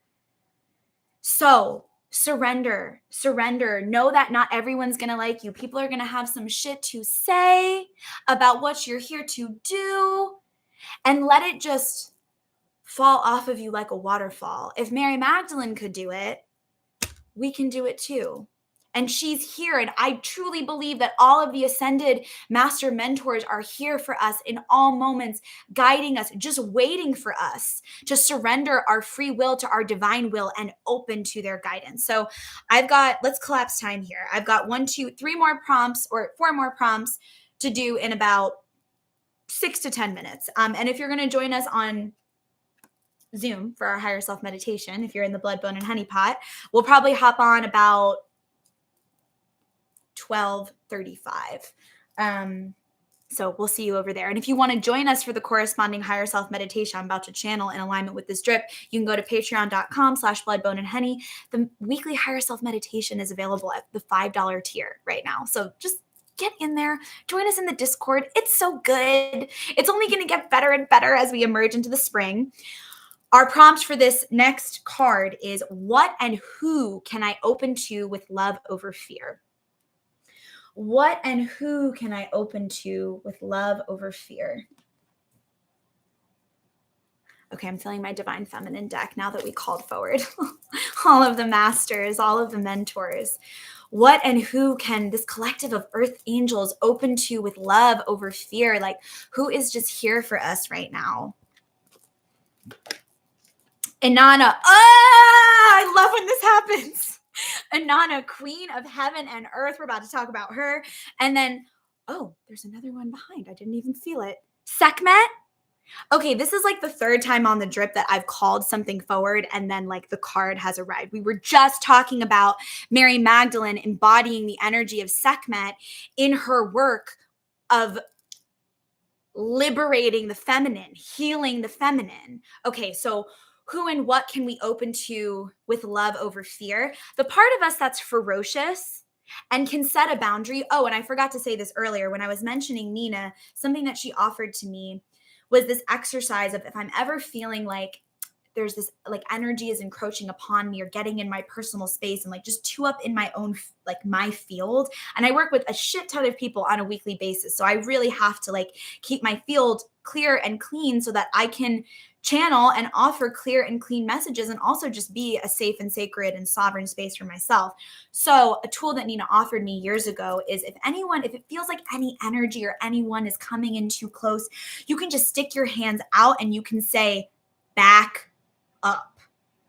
And the person doesn't even need to be there in order to do this. You can just, into your own being, speak, back up, seeing yourself as a fire and commanding that any energy that isn't you and isn't here to support you just backs the fuck up. And it gives you some space. You're not here to answer to anyone. And Sekhmet and Mary Magdalene are here to say that, especially when people have some shit to say about your light work and whether or not you have a right to whatever. Back up. That is the energy that each of us can open a little more to. Because what I know about earth angels and light workers is that we're very sweet. We're very intuitive. We deeply care. We have the essence of the Divine Mother coursing through us. We want to help. We want to give people 8 million chances. We want to operate from that compassionate heart and just keep opening and opening. But sometimes, my love, in the process of you needing to birth something, you're going to need to tell a motherfucker to back the fuck up away from your fire. And then you can call me in. I'll stand by your fire. Call in the people in your life that you feel supported by, who you feel would amplify and celebrate what you're excited about, not try to tear it down because they're jealous or threatened by what it is that you're creating and your power.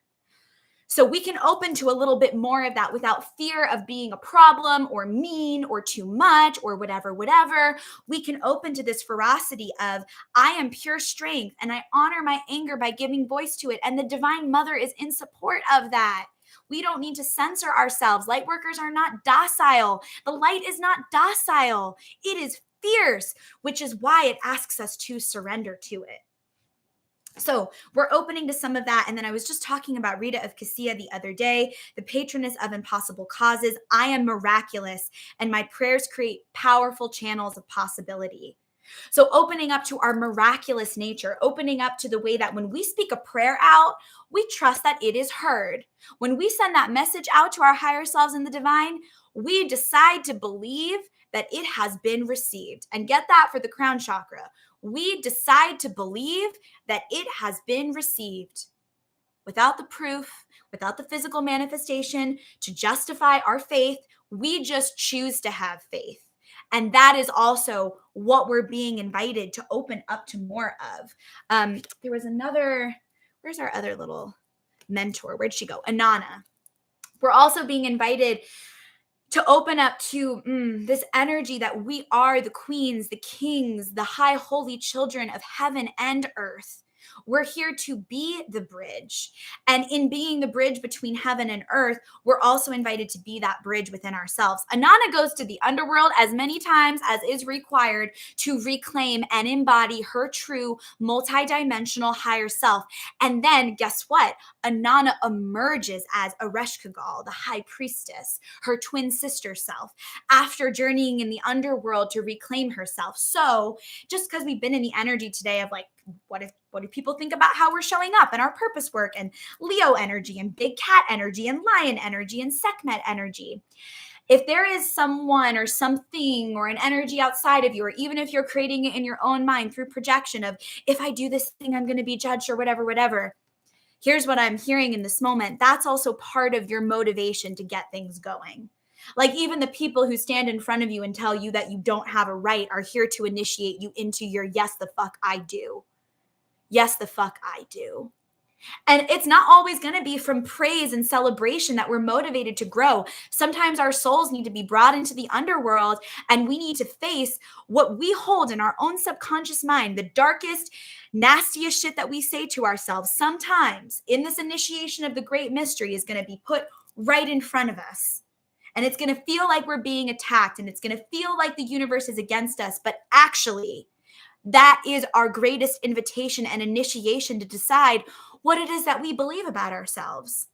So even the haters, even the trolls, like sometimes I experience this energy of trolls as like, what do trolls ask? What's the password? You know, like trolls are like guarding the thing. Like, what's the password? So this energy, we always talk about trolls, haters, whatever. Like maybe the trolls, maybe the haters, whether they're real or that's something you're creating in your mind because it's happened in the past and the nervous system is nervous that it's going to happen again. They're asking for the password, and the password is you choosing yourself every time.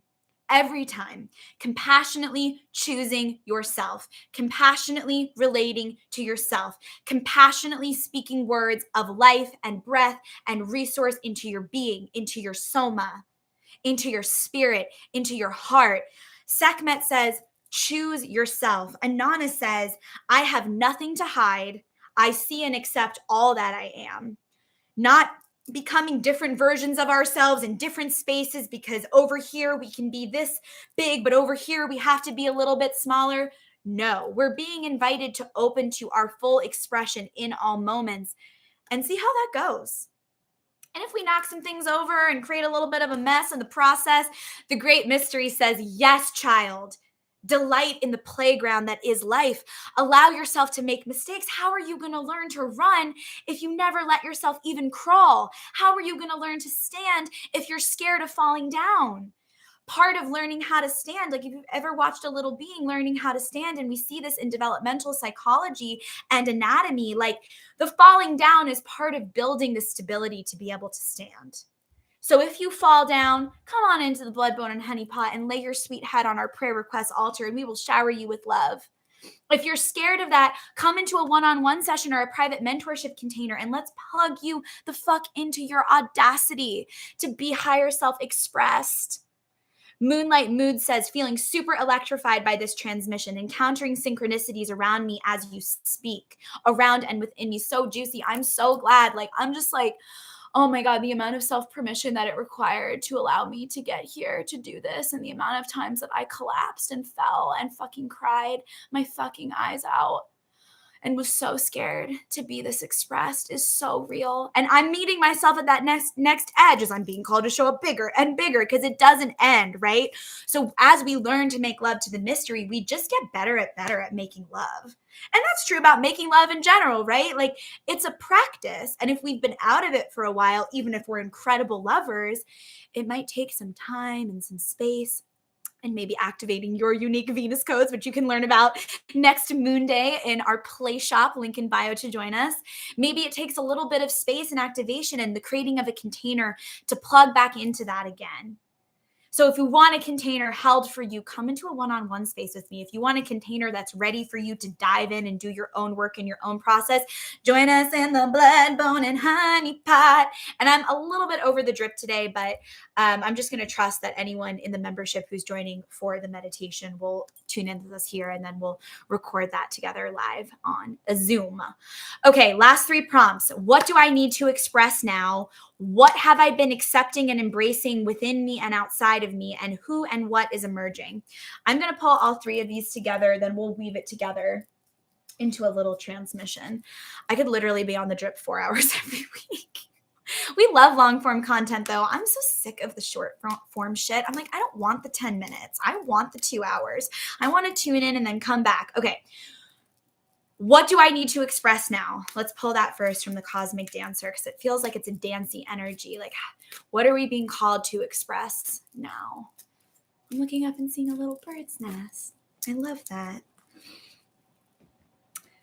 What do I need to express now? Consciously complete any fear-based thoughts that arrived prior to this drip. Write them down.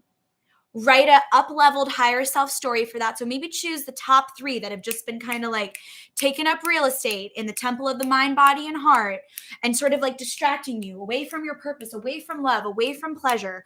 What are those patterns for you? Choose 3. Choose 3. Write them down. Be clear. And then write a new higher self story. Write a new belief.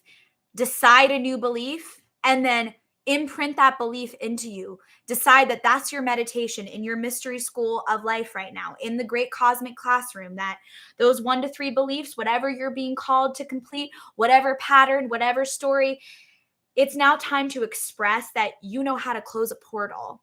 You know how to rewire a neural pathway.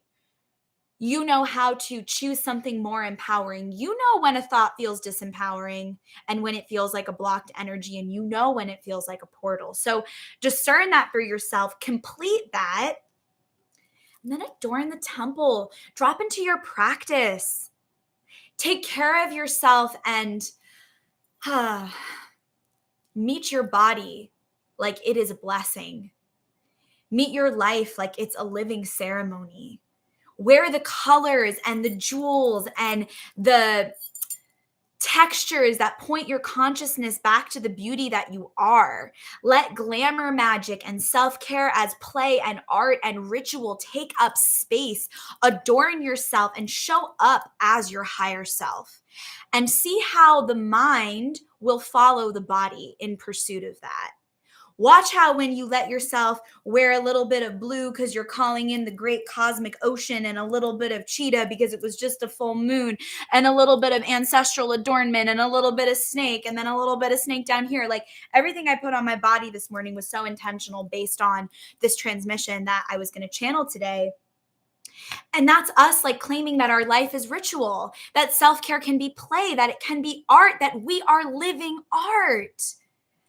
Consciously complete any story that's in opposition to that, and really decide today on this drip that you are ready to fuck with yourself and the great mystery of life, and make love to yourself, and make love to your life, and make love in your relationships, and make love in your purpose work at a whole new level of higher self expression.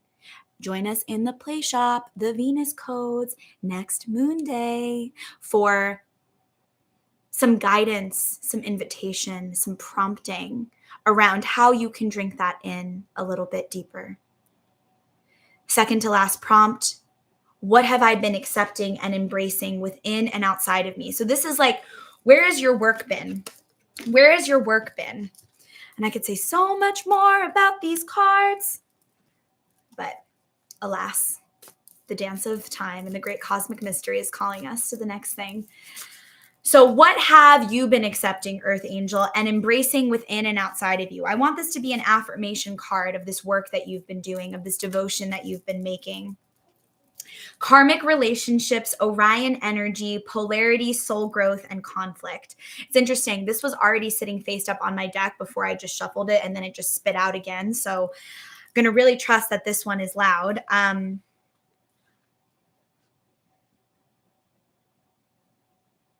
I'm seeing like a rotation. I'm seeing like musical chairs, and the way that certain relationships have been being rearranged on your behalf so that new butts can come and sit in those seats. Whatever that means for you. I don't know why musical chairs is coming forward. Maybe someone in the comments has some insight on that. But there's been this like spiralic kind of rotation that's been happening.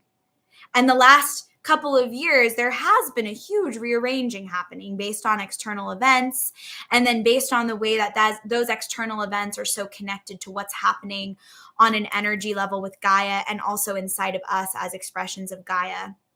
And you're being called to connect with people who you have past life connections with, people who you've created with before, or people who have created in other realms, other dimensions, maybe other eras on planet Earth, in other ancient civilizations. And there's this deep spiraling and magnetizing and coming together at this time, because we can't do this alone. We're not meant to do this alone. We're not meant to sit in our individual temples and castles and just look out and sort of conduct the energy, right? That's that control that we were invited to release today.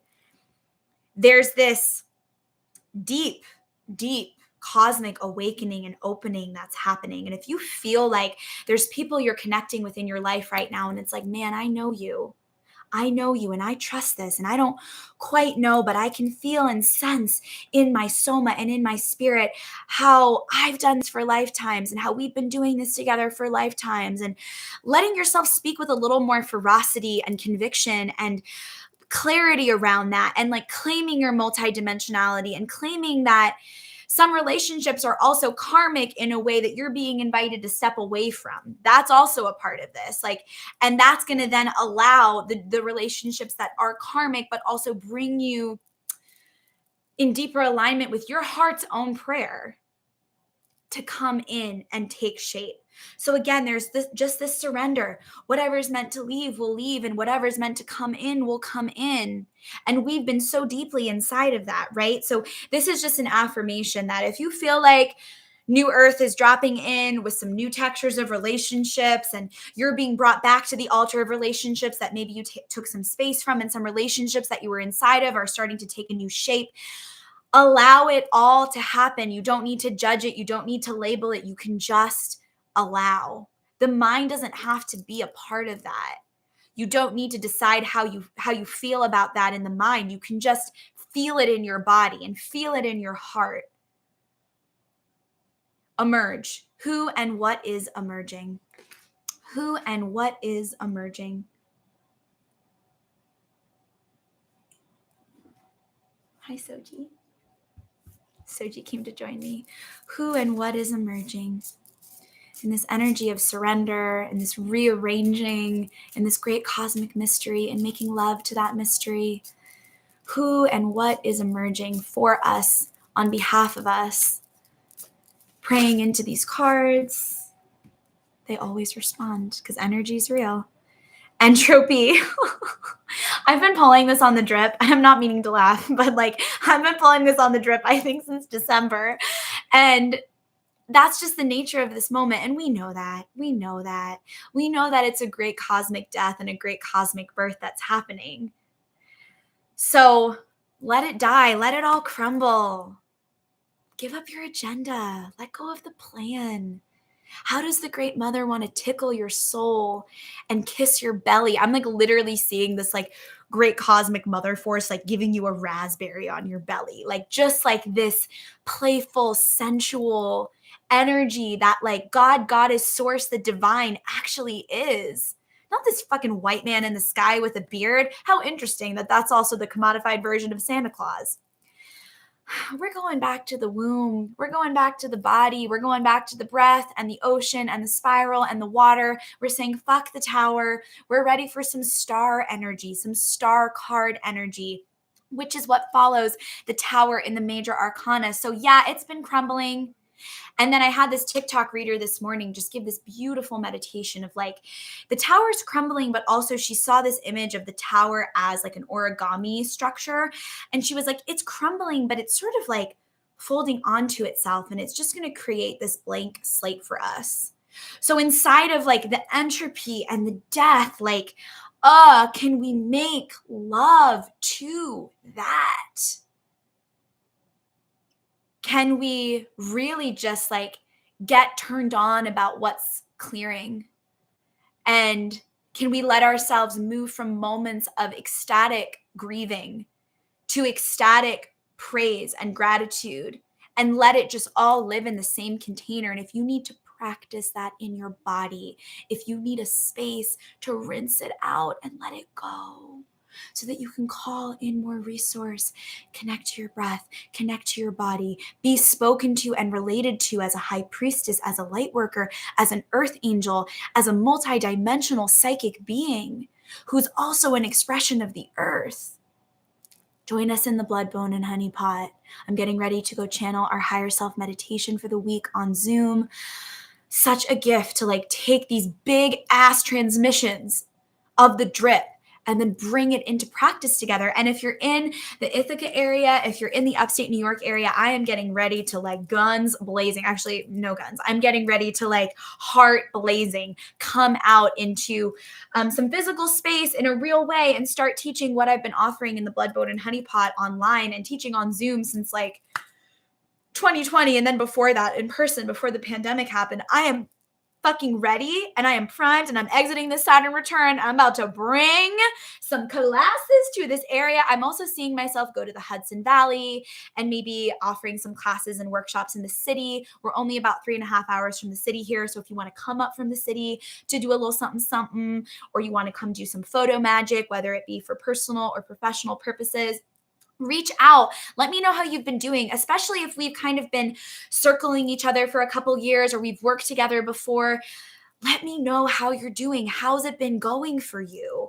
Even if we've only done one session together, I keep all of those little beings in the circle on the altar. And I am just in ecstatic gratitude for the way I've gotten to work with quite literally hundreds, approaching probably 1,000 people at this point in this kind of work, in this kind of ceremonial space. It is just so good.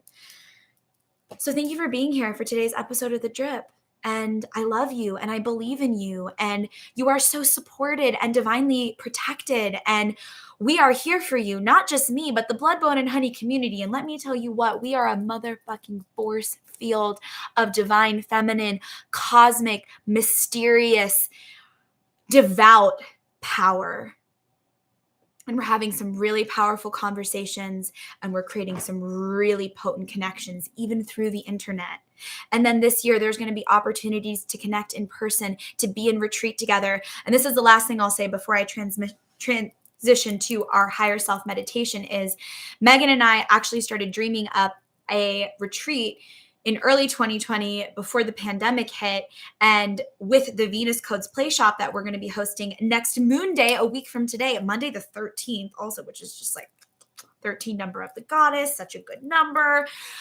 We're going to actually have a retreat version of this play shop as well, where we're going to connect on her land in Floyd, Virginia, either May, June, July. We're sort of still landing on the date and feeling into when that wants to be birthed, but we're going to be doing that this summer, and it's going to be really freaking delicious. And we're going to be ancient in ceremony together. Maybe we'll even get butt naked and jump in a pond. I don't know. That's personally my favorite thing to do.